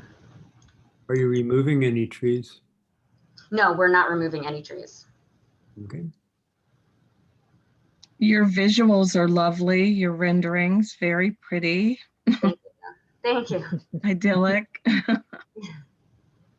you very much. And the fence, the existing fence, is it a black wrought iron style? In the back here, I believe it's a black chain link, but you can't see it because there's evergreens. And then over on this side, it's actually a wood, like privacy fence. On this side here and on this side over here. So is it wooden fence, you said? Yes, ma'am. Are there any images of the fencing? I have an existing picture. Let's see if I Okay, can we zoom in maybe, right? Okay. Yeah. Okay. Stockade fence. Yeah. It's about 5 feet high. 5 feet? Yeah, but it's already there. Yep. Yes. Okay. Okay. Yeah, it looks very nice. Yeah. The finishes are very pretty. I like the new gray as Mhm, opposed to the red terrace. mhm. Yeah, all looks nice. Thank you very much. Yes. Any other board comments? Which would be, I guess, from Andrew.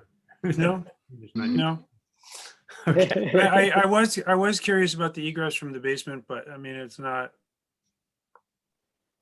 I was Yeah. just, I don't think it's going to affect the decision one way or other. I just was curious about it. I couldn't tell from the picture that there was actually, that this ground slope down there. Right? Yeah, so right now they have the, yeah, unfortunately that's in this portion of the picture here. Right. But they do have, you know, the window well that leads down there, so, I see. yeah. And it's just from a bathroom standpoint, I mean, being out in the Yeah. pool environment and sending the kids through there versus through the kitchen. Right. I Yeah, see. that's what So I what's, thought. so what's it gonna, like, what is it gonna be like? That's those stairs. I might actually have some images of some, I mean, that is part of the construction. sure.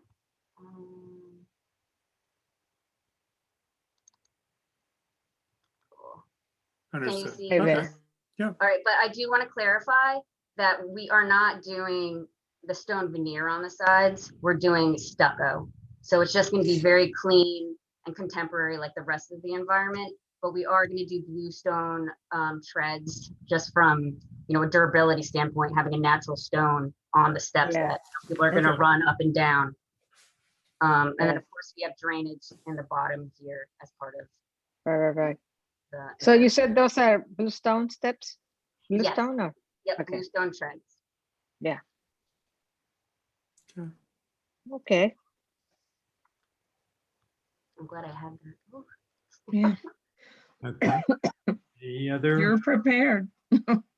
Yeah. questions or comments? Lord, anybody good? If I may, Mhm.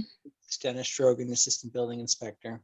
Mhm. So on the staircase, that's just a rendering of the stairs, right? That's not the existing stairs. Oh, no. Those are just inspiration images. We have not built that. Oh, All right, so just remember handrails on the steps that you're gonna do in the Village of Amerenik. We need the handrails on the right and left with returns for those stairs. And then the enclosure around the pool, are you including a fence permit for this application at the same time as the pool? As one in the unison, fence or is it exists. separate? The fence is existing.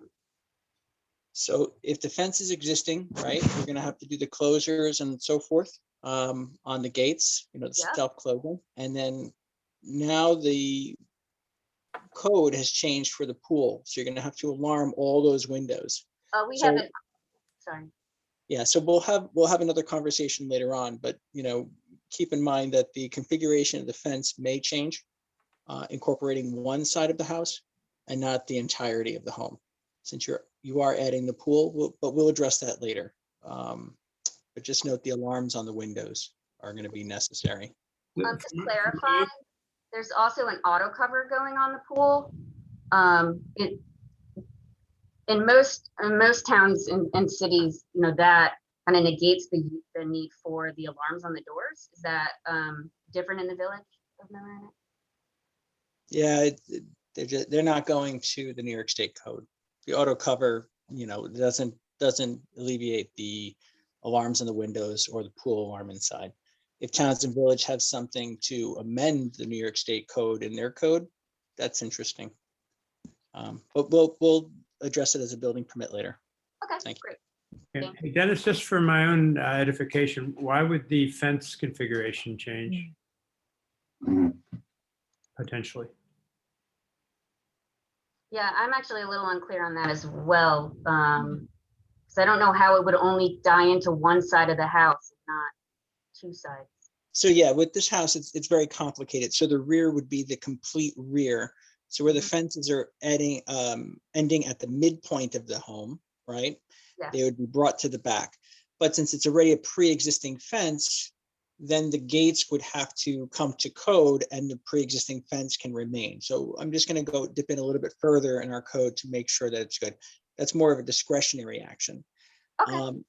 You know, so we'll handle that later. And then as for the window alarms, any windows that are inside the pool enclosure, doors, windows, anything that's operable would all need to be alarmed as well. So that would include that basement door. Yeah, straight across. Yeah, everything's alarmed now. So I guess if we need to check or update anything, we will. And you're the homeowner? Yeah. Excellent, excellent. So that was actually the comment was just so you were aware of that. Perfect. Good stuff. Okay. Thanks. Okay, thank you, Dennis. All right, anybody else, Amber?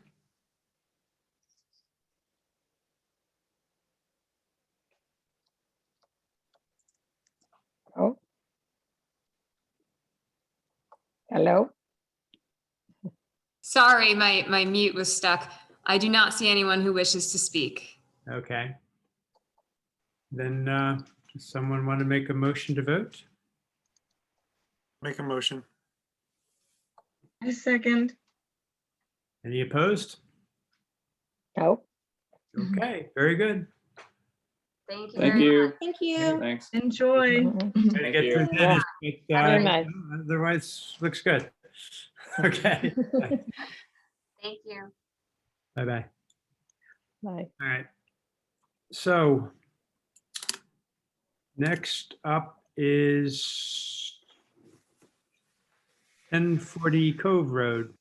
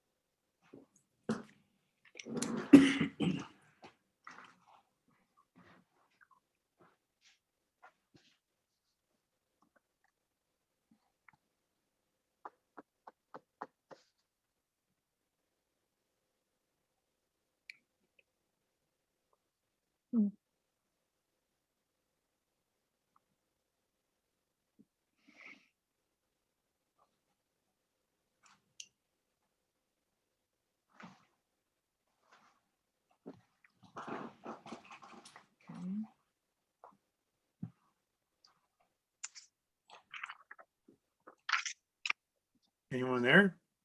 Well, there's someone named Phil here, but Yes. Phil Palmer, but not the, Hello? You need to unmute yourself. Hi, this is Phil Palmer, the homeowner. I'm waiting for our architect to join. He should be here any second. I think he's trying to raise his hand. I'm not really sure. We're texting, but I know he's trying to get in. Thank you. It's John DeFeo. It's your architect, yeah.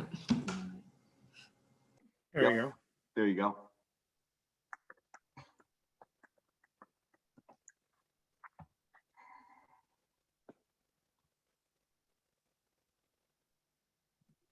John, are you there? If you are, you might want to take yourself. Hi, can you hear me yet?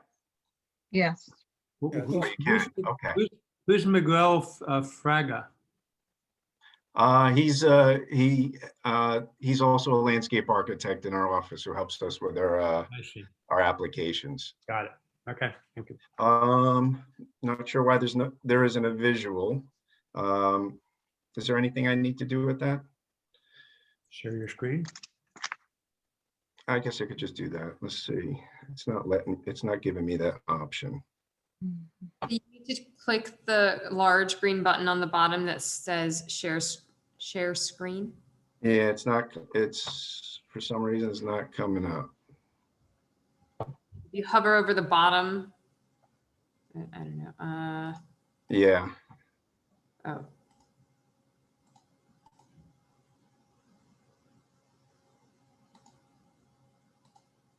there we go. Okay, sorry about that. So can you all hear me now? We can hear you. We could hear you before, and now we can see you, but you're still not sharing your screen. I will in a second. I just get to this point. Okay, so good evening, everyone. Devil, but it's. Hello.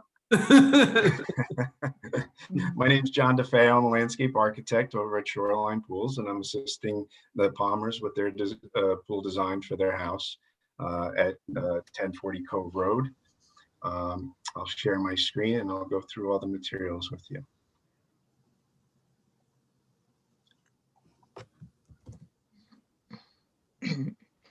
Okay, so if you can see, this is basically the site plan that we submitted, just give you an overall view of everything with the house, the property on the southeast portion of Cove Road. To the rear of the property is where we're looking to do the pool project with some proposed Cooltech infiltrators as per the engineer, and drainage around the patio of the pool.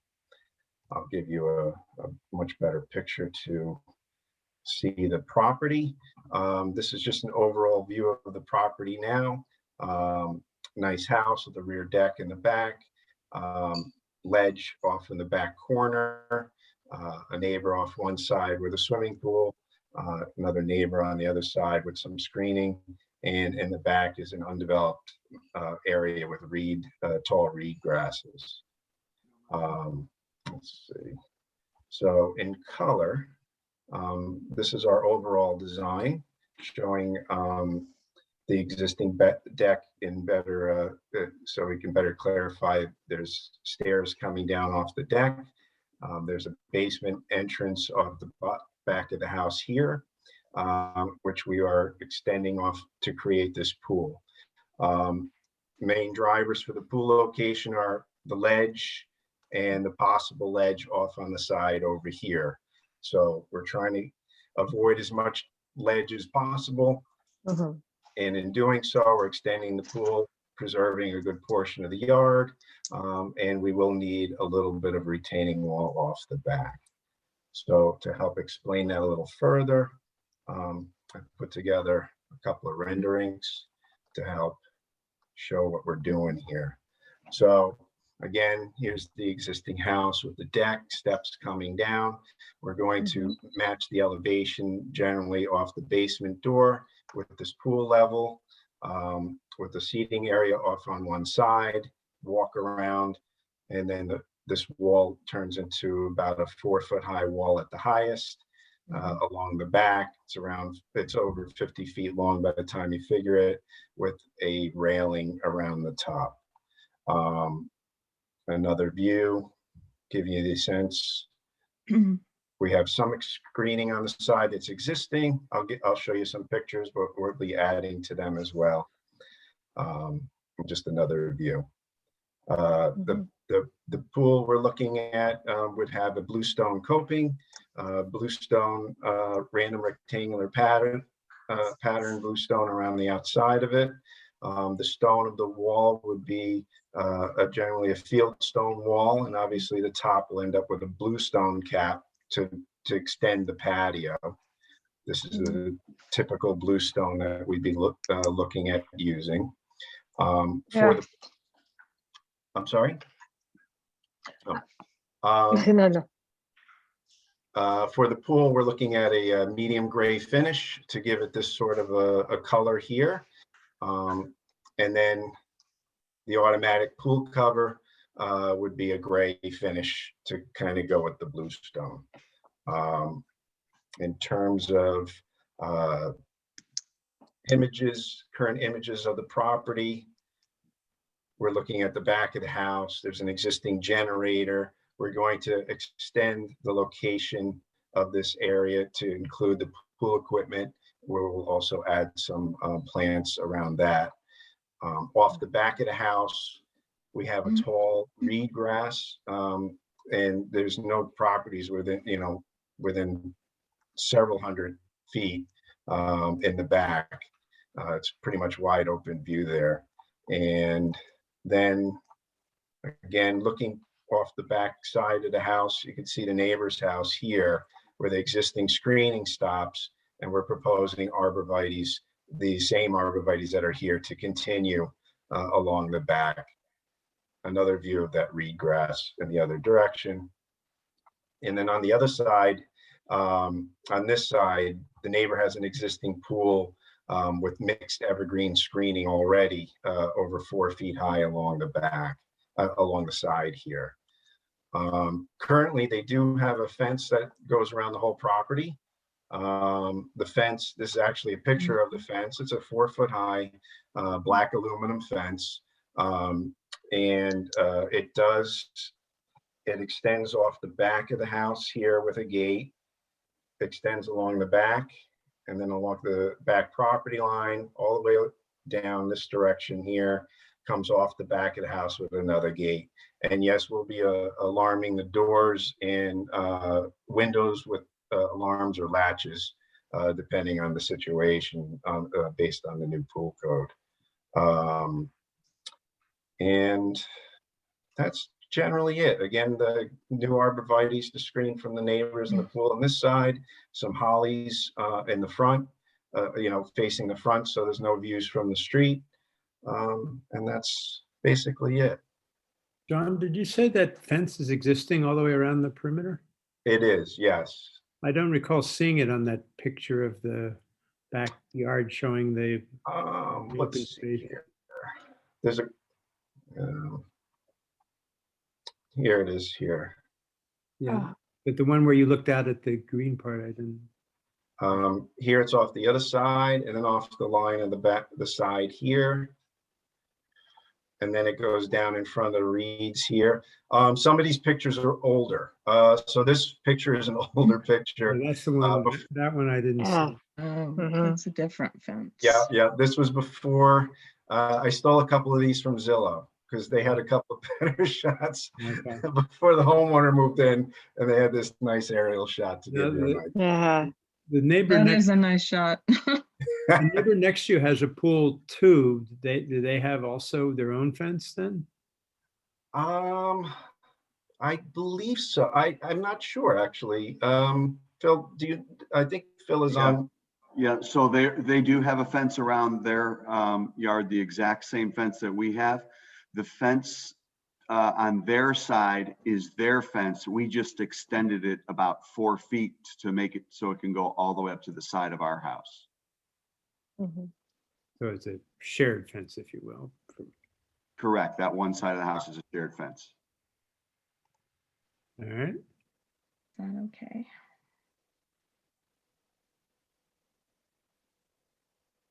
Okay. And this photo over there that shows, this is back of the house. It shows screening of some equipment, maybe some air conditioning. Is that where you were planning to add?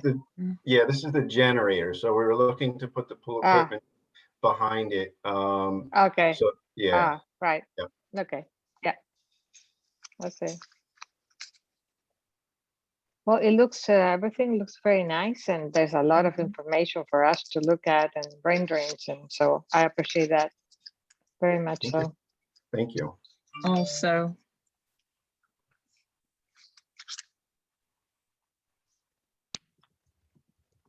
Okay. Any other questions? I think it's pretty clear.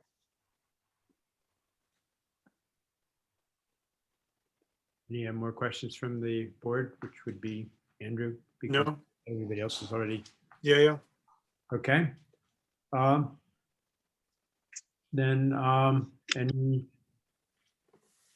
comments? Dennis, I guess they already said it. They knew about the alarms and all. I don't know if you have anything to add. And Amber, anybody in the audience? I do not see anyone who wishes to speak. Okay. And in that case, could I have a motion to vote, please? A motion? I second. Any opposed? All right, very good. Thank you so much. Thank you guys very Thank much. Have a you. good night. Thank you. Thank you all very much. Good night. I have a quick question. Does that mean we're ready to dig as soon as we get a permit? Well, as far as I'm concerned, you are, but there may be other interested parties.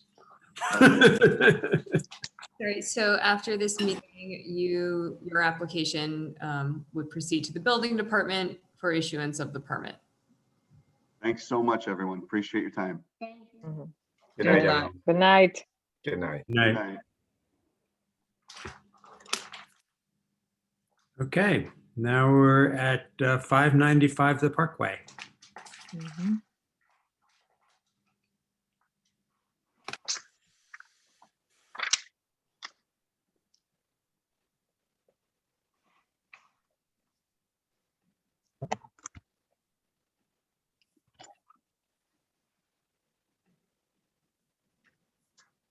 So Amber, it should be the owners, Sandy and Don Schwartz, and I also, Michael Lewis, may also join. There we go. Just saw Ms. Schwartz. Great. Great. So good evening, everyone. My name's Brandon Stewart, representing the owners of 595 The Parkway, Sandy and Don Schwartz, who are here with us. You were introduced to Sandy earlier, and also Michael Lewis is here as well with us. Thanks for sticking around so far, so deep into the agenda here. I'll try to be as concise as I can be. So Sandy and Don Schwartz purchased the home to renovate as their last house. They actually live just down the street, and they definitely wanted to stay in the neighborhood. So they bought the property here at 595 Parkway. Here is just the front view and the side, rear, and other side view, and the neighbors off to the sides. So central to the application is a few additions to the one-story house. It is to remain a one-story house. So all of these additions are just one-story additions. Roughly just over 5-foot extension to the master suite area in the rear corner, and about a 14-foot extension off the side for a kitchen. A little bit of extra padding at the living dining areas. The addition of a proposed screened porch that's also happens to be about 14 feet wide, and the addition of a mudroom and powder room that links the kitchen to the existing garage. So here the dark blue line is the existing footprint of the house. The red outlines are the additions that are proposed, and the green outlines are the extent of the decks that are proposed, along with some new bluestone walks and some landscaping, which we'll see at the end. And here you can see a few site elements proposed to be removed, including this large brick patio and an impervious wood deck that wraps around the house. The proposed wood decks will be pervious. And of course, this whole brick patio is leaving. So there's a net decrease of impervious surfaces being added to the site. Also, I should note that it's a pretty low slung ranch house, as you saw in the photos. So the existing height to the underside of the roof gables along this edge of the living room and along the front of the house is just 6'10". So they're very, very low. And part of what we're trying to do is shed up the roofs in the rear and in the front in order to gain a little bit more height for glazing. So here we can see extra glazing here at the living room, kind of opening the house up to the rear. And in the front as well, obviously we have the addition of the mudroom happening on the right of the existing garage. And on the left, we're extending a a covered porch that extends out to that same level as the mudroom. And you'll see in the elevations how what we're trying to do is align those two roofs. Even they don't touch, but visually on either side of the garage, we wanted them to align. And then here you can see that bump out of the master bedroom. Here you can see the more dense hatch is the existing pitch of the roof that you can see running along the ridge. And then the less dense shingle hatch indicates the areas where the roof is being shed up to be slightly shallower at the front, at the rear, and then also over the entire master suite. It's sort of another shed dormer departing from the existing ridge and angling down at that same angle. So here's the front elevation. Again, you can see that we're trying to produce to keep that low slung ranch feel. We didn't want to do any big gable dormers up. So we can see that that line of the new covered front deck kind of aligns with the fascia of the roof for the mudroom. Then wheeling around the side of the house, this is that mudroom extension. And then there's sort of this void that's created at the kitchen windows with a deeper overhang. This roof fascia is all coplanar, so this all is consistent. So we get a kind of a recessed space in here and a small deck associated with it. And then here's that proposed screen porch. And then here's the deck the deck and railing we can see in the rear of the house, and beyond that that long rake of the master bedroom roof. Here we have in the rear that opened up glazing that we talked about. Again, you can see that the dark portion of the roof that's been kinked up a little bit, and then the long consistent roof on the master suite. And lastly, here's the last view of the other side of the house. And here you can see that deep overhang that's created for the new deck that runs along the front of the house. Here are, this is a landscaping plan that's been compiled recently. And we have basically portions for mixed foundation plantings along the left and the right, wrapping around to the rear, and a proposed walk-through shade garden here on the left, and then increased plantings along the rear, and a new stockade fence along here. The very first application that was before you tonight on Alder Road is just over here on the other side. And of course, it's been of concern for us to provide screening from our side as well.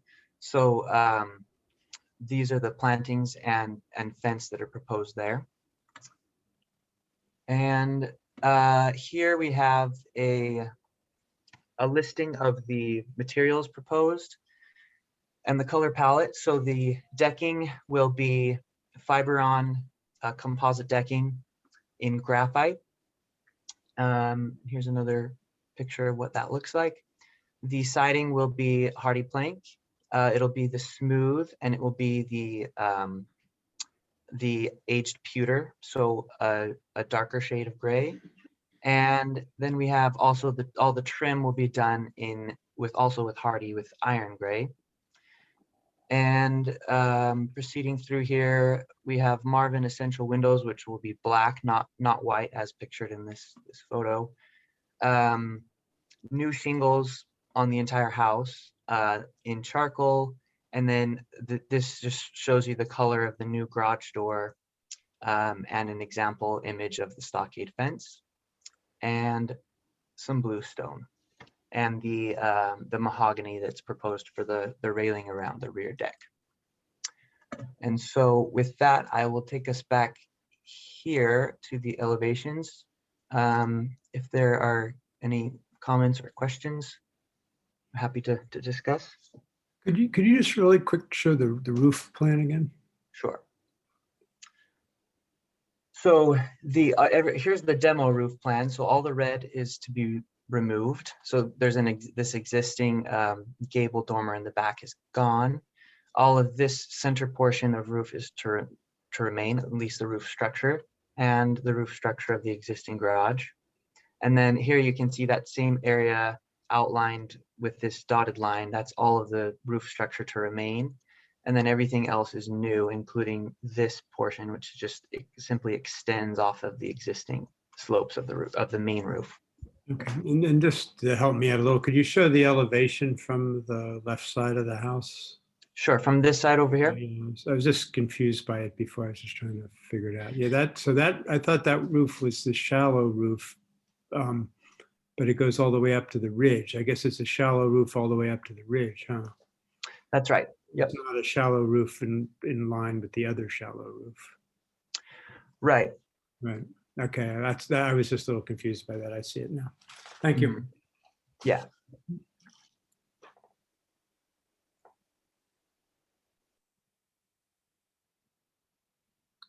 Okay. Does anybody else on the board have any questions or comments? Well, that was a very comprehensive overview. Really appreciate that walkthrough. Looks, I mean, it looks very good. Yeah, it looks very clean. Things get simplified. The fenestration looks very nice. Looks very nice. Yeah, I don't. Yeah, we're glad that the owners really pushed us to really hold strong to that ranch, that low slung ranch. As architects, we sometimes have the tendency to want to dormer things up or get more height, but they really held us. We're still getting now, instead of those 6'10" eave heights, we're getting 8'5", which is a lot better. It allows for some really nice height on the glazing, but it's still we've been able to keep that low line of the ranch. Love the ranch. Yeah. Looks nice. Yes. The back look nice. You'll have a. Can we look at the back elevation again? Yes, I think it had tons of window. Yes. it's that's very perfect for nice. viewing that Alda property. Yeah. Yes. The area where the trees aren't taking. Yeah, they are related.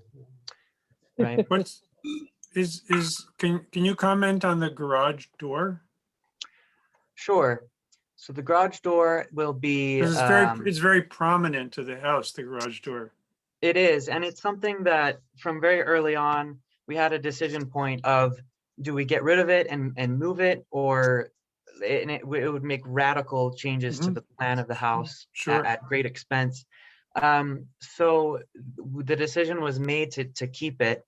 It is unfortunate as to how much it's prominent, though we think that some of the things we're doing, if you look at the existing elevation, it's really prominent because it's the end of the house and it sticks forward.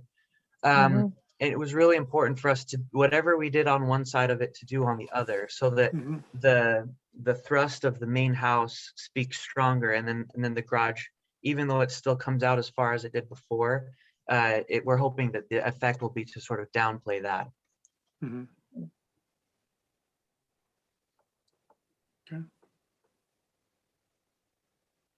So the door is just slat, it looks like right now, or you're not sure yet? It'll be a Raynor. We have it'll be this Aspen Raynor plank style. So here it is, boxed in red. It's meant to read as like siding or wood. Yeah. I mean, that's what it shows, but I just was curious. Yeah. So it blends better. Yeah. Yeah. Looks good. Yeah. Okay.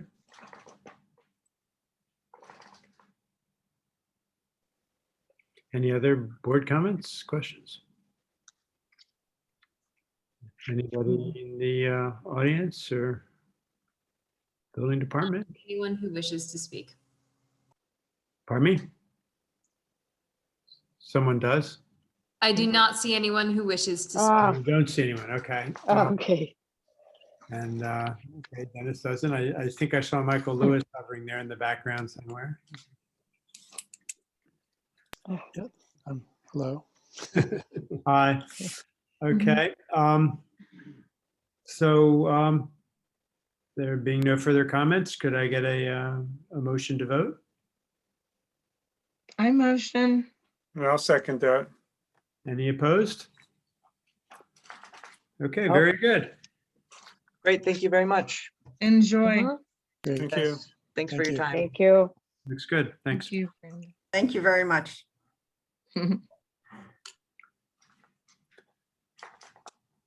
All right, and last but not least, 420 Melbourne Avenue.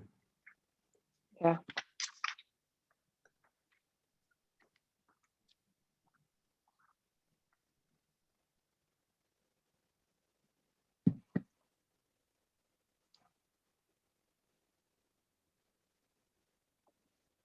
Hi, Mark Masticato, the architect for Carl and Martine Brown at 420 Melbourne Avenue. How are you? Hello, Good, thank you. Sharing my screen. everybody. Martine there as well. Hi.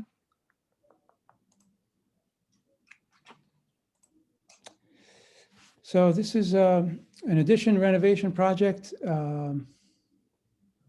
Just take you through. This is a picture of the front of the house existing. Um,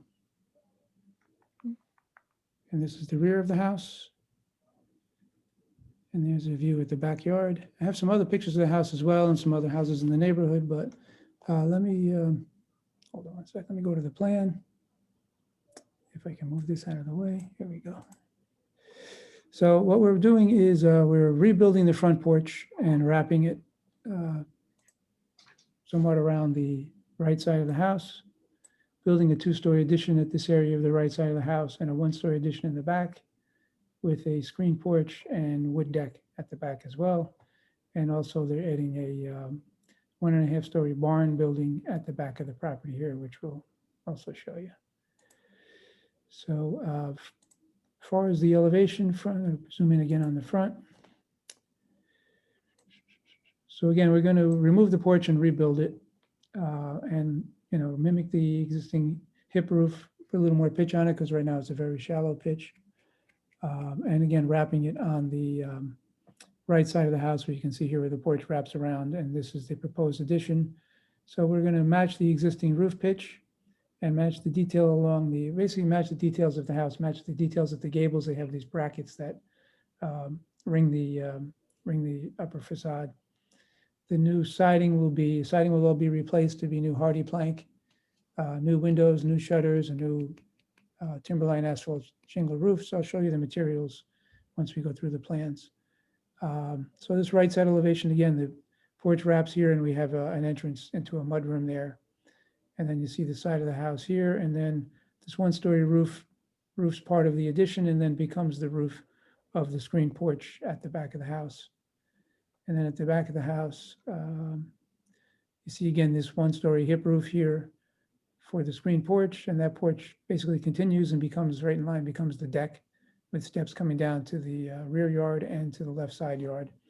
And then we have, again, turning the roof on itself at the back with this double gable, so we align that ridge with the new ridge, and then adding, expanding the one-story section at the rear of the house in this area with hip roofs again. And you see again, those hip roofs will sort of match, wrap around and continue here. And again, you see the new roof line in the back, and again, matching these brackets that go around the house. As far as floor plans, so here's the existing first floor. Move this over a little bit. So you have the porch area here. You come into the living room, stairs up, a study, the dining room, and a kitchen sunroom with a little bathroom here. So the proposed plan, again, that porch will be extended, wrapped around to include entrance this new mudroom with a laundry room here, staircase down to a new basement area. And then taking part of what is this one-story sunroom kitchen area and using it and expanding it to create a new kitchen here and a pantry, a little study desk area, and adding a new family room here with access out to the screen porch, and then access out to the wood deck with the access to the rear yard. Second floor, you have the existing 3 bedrooms up here. So those 3 bedrooms will stay, and then we renovating the hall bath and adding a master bedroom suite here. As far as materials, so I'll take you through the siding. They're going to be hardy plank. Color is Arctic white. The roof is a Timberline asphalt shingle, which is a pewter gray. The shutters is a PVC louvered shutter and is forest green. This is a sample of the roof, the railing at the porch, which will be white. The decking on the porch, both the front and rear porches, will be tongue and groove fir. And then the decking on the deck will be a timber tech, this AZEK vintage mahogany color. The windows are all the windows will be new Woodwright Anderson windows, and they're white. Let me take you through the barn, since I'm going to show you the barn siding here. So again, as well as the addition and renovation of the house, we're all proposing this 1.5 story barn in the left rear corner of the property. It's something that's actually pretty native sort of to the neighborhood. There's quite a few properties that have barn structures like this. So this is really a pretty elaborate, it's a post and beam structure. That's basically like, those pieces are prefabricated and they come and assemble it at the site. So that will be used for a sort of a little exercise area, a workshop for woodworking, crafts for the kids, maybe a little office home area to do some work from home as well. And I know that I believe one of the neighbors may have contacted you about concern about that. And so, Mr. Brown did take pictures of some of the other barn structures that are on Melbourne Avenue with the addresses here. Can you just slow down a little bit? You're just going so fast. I'm You sorry. kind of glossed over the barn a little bit. Yeah, more. I definitely did. If you could just slow down with all the pictures, thank you.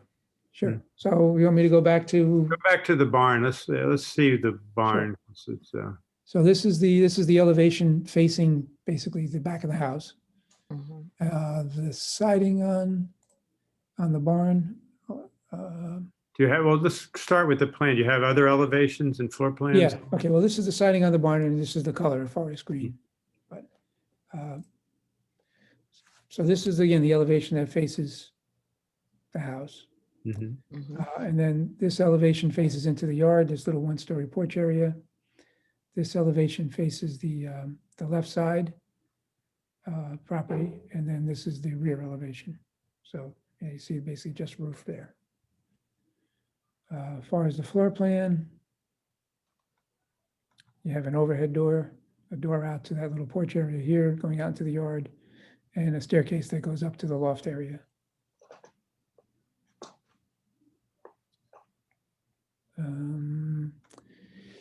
As far as a floor plan of the loft, they have this framing plan, so you don't really see that much of, this is the space. You have a gable in the front.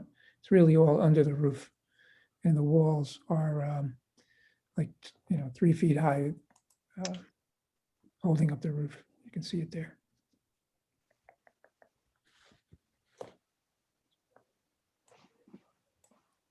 I'll go back to those elevations. You do have a little cupola up there as well. The windows on the barn will be this green, and there's a sample of the cupola on the barn.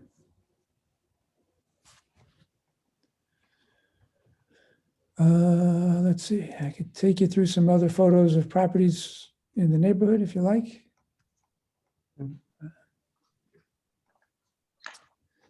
I want to just mention, since you haven't, just for the members of the other board, if you all don't know, Melbourne Street is not an historic street in the sense of being on the historic register, but an historic street in having a lot of old houses of this era, that are, and there are it's a local historic markers up for it and all. It's quite a spectacular array of Victorian era houses. Yes, so this is the neighbor to the left. This is the neighbor to the right. And this is across the street. And again, across the street as well. So I'll take you back to the plans, I guess, and happy to answer any questions. Do you have a I don't know what to call it, a plan that shows the location of your property relative to the property on Hinman and to your right? I don't. You know, I have the site plan of our property. But I don't have, you know, we are basically 90 feet off Hinman, but I do not have like an aerial. Well, Mike, I believe, if I'm correct, that there's just one house to your left till you get to Hinman? Yes, yes. That house has some kind of a structure backing up to your property, right? Hold on one second. And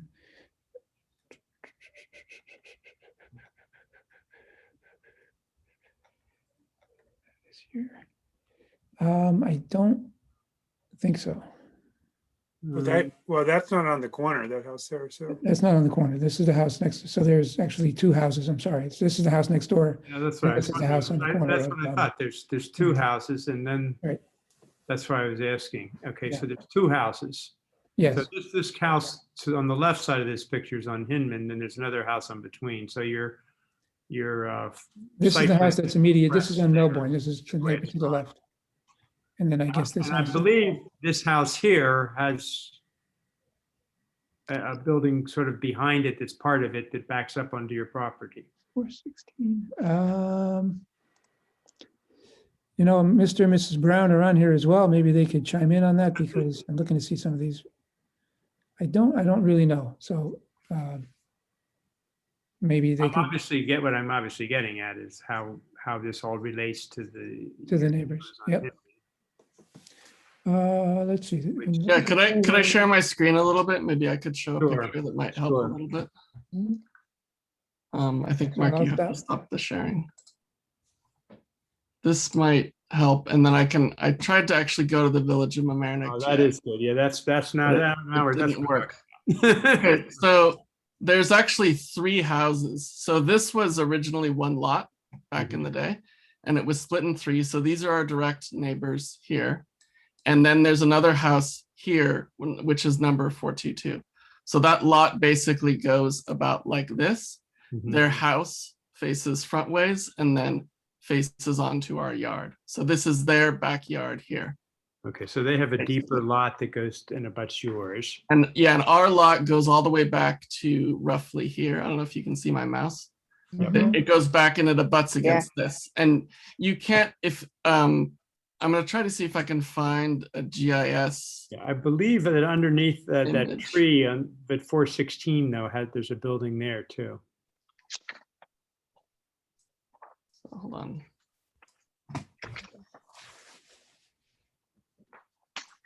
So I can also, so this is not an official diagram. This is just something I drew using GIS. Yeah. So this is a GIS plot. I think it comes from the town of Mamaroneck because I couldn't get into the Village of Mamaroneck plot. So this is the 422 house, okay, right here. This is our house. This is the existing garage, which is going to be removed. This is a garage, maybe I think it's about 1-story garage for this house. And then this is also a garage for the neighbor who's completely behind us. This is a 1.5-story garage there. So one of the reasons that we wanted to place the barn here was basically this concentration of buildings in this area. And we were planning to put it basically 7 feet off the side property lines. And we did have a chat with the neighbors here at 422. They had written a letter about this barn. And we had proposed to put some evergreen plantings here that would limit the visual impact of this barn upon their view.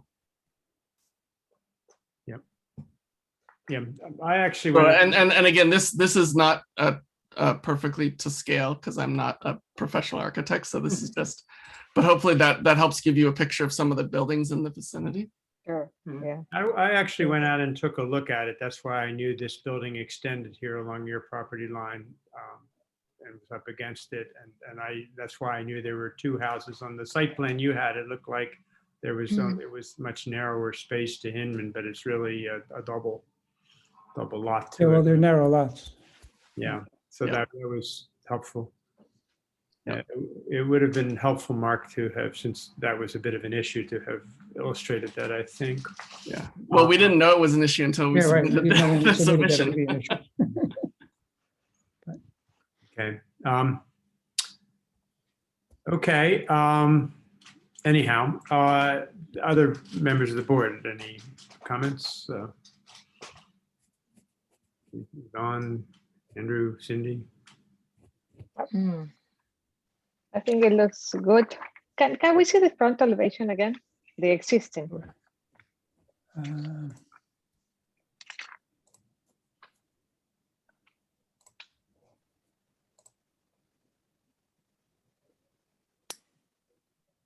So again, this is the existing house basically in this area here on the right Yeah. is the addition, which is set back from the Yeah, facade of the front of the house.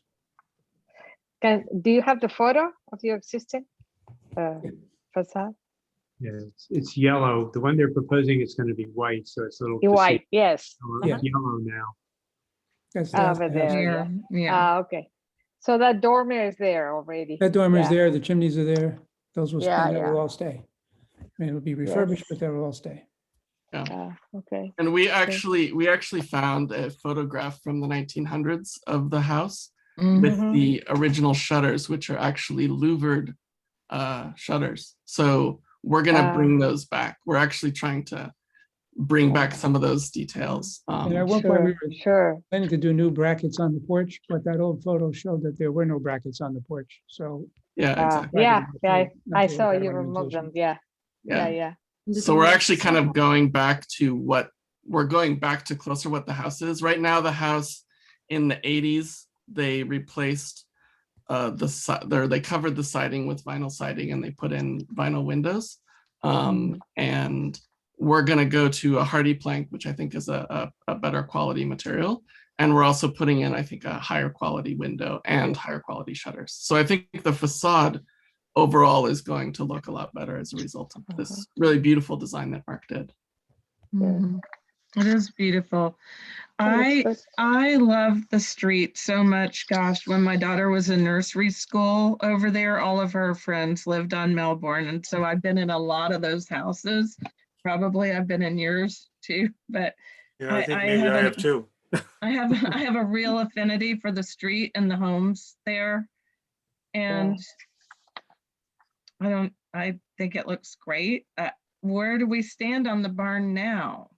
This used to be Judy Caputi's house. I don't know if any of you remember Judy Caputi. No. Oh, okay. How long have y'all had the house? 10 years.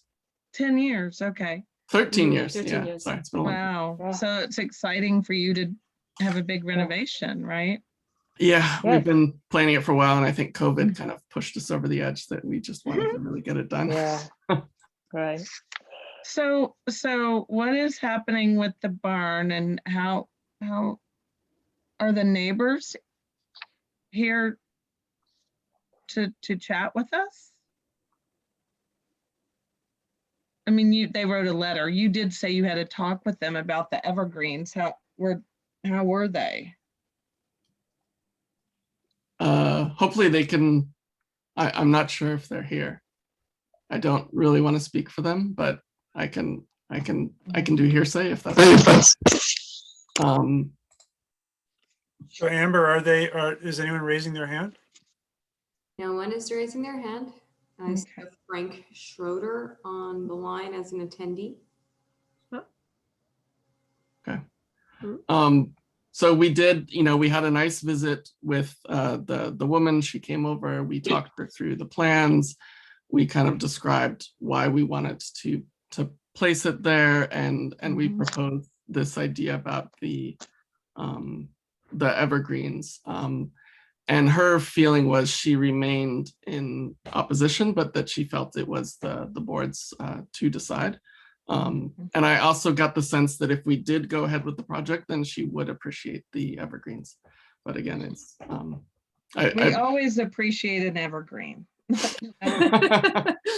yeah. And again, I don't really want to speak for her and where she is right now and her feelings about it. But I think she wrote what she felt in her letter, and yeah. So. And that property is, it looks like it's 90 feet deep. Is that right? Because it looks like you said it's- I would say yes, that's about right. Their property? Yes, that's about right. Because you're about 90 feet from the You're corner. about 90 feet off the corner, yeah. So I don't know how much is your property line parallel with Hinman?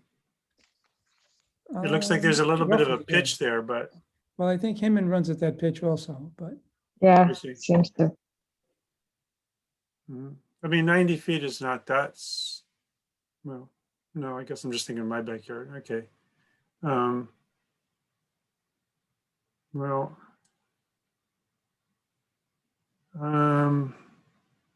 Not 90 feet tends to be kind of approximately standard width lot, full lot. Like their lot here is 100 feet. well, we're talking about the depth, right? The depth of, I know, but just to give you an idea of scale, the Yeah. lot's 100 feet wide, so it's as wide as it is deep. That Mark, lot. I think there's another photo in one of those photos of the house. Yeah, if you scroll to the bottom, I think there might be a photo that shows the view of the backyard where the barn is going to be. There. you can- Over there. So That- do you that's see? their house, Do you right? see in this picture? Do you see that Okay. small wooden shed? Garage, and this is the Yeah. barn. Yes. See the small wooden shed, and then over to the right you see a compost bin. Right. Basically, that's the area where the barn is going to be. Right. Okay. So you see there's that wooden fence at the back. That's basically the property line. And then you can see here the two other structures, the 1.5 story garage there. Yeah. And then, roughly 1 or 1.5 story garage there. And then the neighbor's house you can see here, they have this dormer, which they recently added that looks out. And by my calculations, they will still have a large open area of view over this yard and over the neighbor's yard. So, but I mean, it will block their view for this part for the first, Yeah, so 27 feet This or so. roof is about the height of what the new barn will be, and the barn, they'll be facing that a gable end, not, they won't be facing the whole flat part of the roof. They'll see this gable, so. Yep, they'll see the gable. Yeah. Yeah, the visual impact Window there. is lessened. So it's a good looking elevation. Hi, this is the assistant building inspector. Can I see the elevation of the barn, please?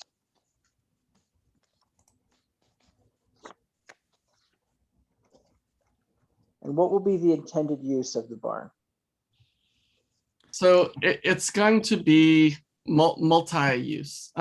First of all, I think one of the main uses is as a home office. I work in IT. I often have phone calls early in the morning or late at night. And having a home office that's also sort of away from home would be really convenient, especially in COVID. Right now we're in my current home office, which is in my bedroom as well. And we're just sort of on top of each other all the time.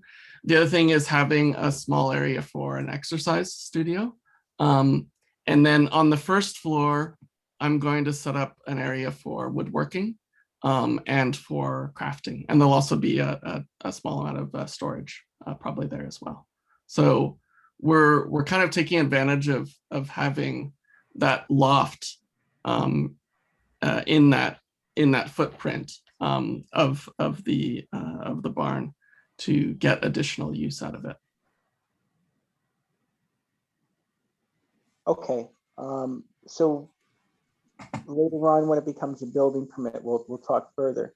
But you're not planning on adding a bathroom in there, or are you at this point? No, we're not planning on adding a bathroom. We are going to cut pipes in just into the foundation, but we're not actually gonna connect them to anything. It's just gonna be that may be a future project, or we may never do it. Okay, so no no hot and cold water at this point, no sewer.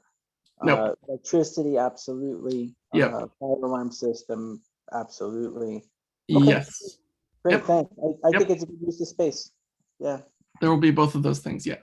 Yeah. Correct. Electricity and alarms. Yes.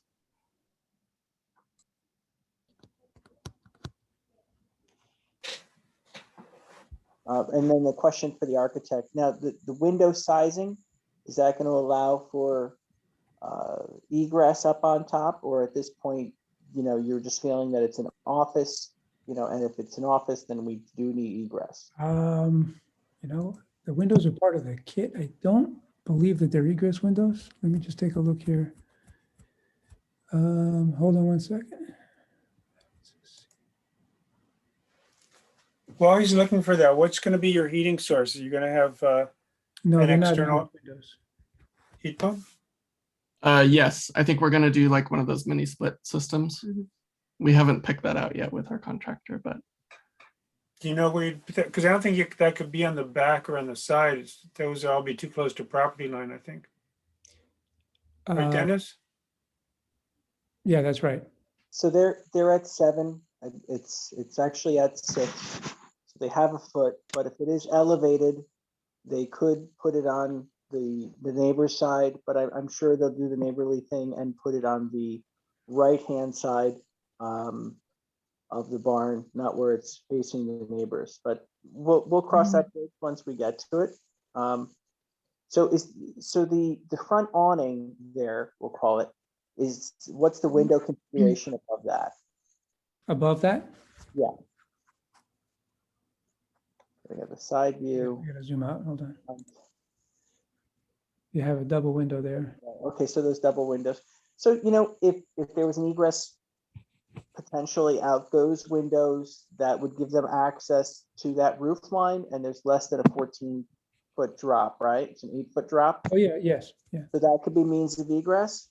You develop that, and then once it comes to me or comes to the building department as, a permit, we can address that. So if that window detail right now you have 2, if you turn it to 1, Chair, just talking that out, they would need to get some egress out of that structure. And if those 2 windows were to become 1 window, would that be a problem for the board? No. I'm speaking for myself. I don't think that's a problem. Yeah. Mark, can you, if you read the size Yeah, of if the they were- windows if on they the were taller, schedule? they could be egress windows, but so they could be. I mean, the height is there. They could be switched out to be egress windows if we need to. Yes, and they could It's keep not a the same sleeping space style. that we They would do need egress, but we manufacture, I'm kind of talking out of a whim here, but they do manufacture one that's a pull handle that you can open the whole window, which would be a normal double hung. So you guys can look into it. Yeah, there's options. All right, I'm completely comfortable with it. I think it's great. Also, your computer is about to die. Yes, it is. Yes. It's been a long night. Long meeting. Yes. I'll tell you, if you give me a No second, I matter. need to plug it in, if that's okay. I'll be right back. I mean, I have to say this, I love the barn. I think it's really fun to have that on your property. Of course, I understand where the neighbor might be coming from also. It might not be so much fun. They might not know now, but I mean, I can remember when my neighbors were building a big structure on a hill behind my home, and we were all up in arms. And you know what? It turned out beautifully, and it's a pleasure for me to look at their property. So ultimately, when things are done nicely, they're usually nice for everyone else to see too, right? It's attractive. It's a Yeah. kind of, yeah. I And for the also, building. I also went out and took a look at it because I was wondering, it's just like thinking, does it really have to be in that corner? Is it Mhm. really going to be in their face? And I mean, the configuration of it is, it's actually pretty far back, on their property. There are a lot of other buildings there. There's the two he mentioned on the Mhm. left. Yeah. Then there's Mhm. the house that's next to them extends quite a ways, kind of all the way up to that neighbor's house. So there's another whole structure there. And then there's a lot of trees, and you look at it all and, Mhm. it didn't strike me as a thing that was going to be like in your face, Right. Yeah. Yeah. Well, and I also think that's that's- one of the reasons that we wanted to use this sort of dark green color, a forest green or a very Yep. deep Mhm. green. Blend Because Yeah. in. that tends to nature. make Yeah. the buildings less present visually. Mhm. So Mhm. And I like, it's thoughtful that you actually grouped it with other buildings of its same nature. I mean, that makes sense because you'll all probably be using them in the same way. So, Yeah. okay.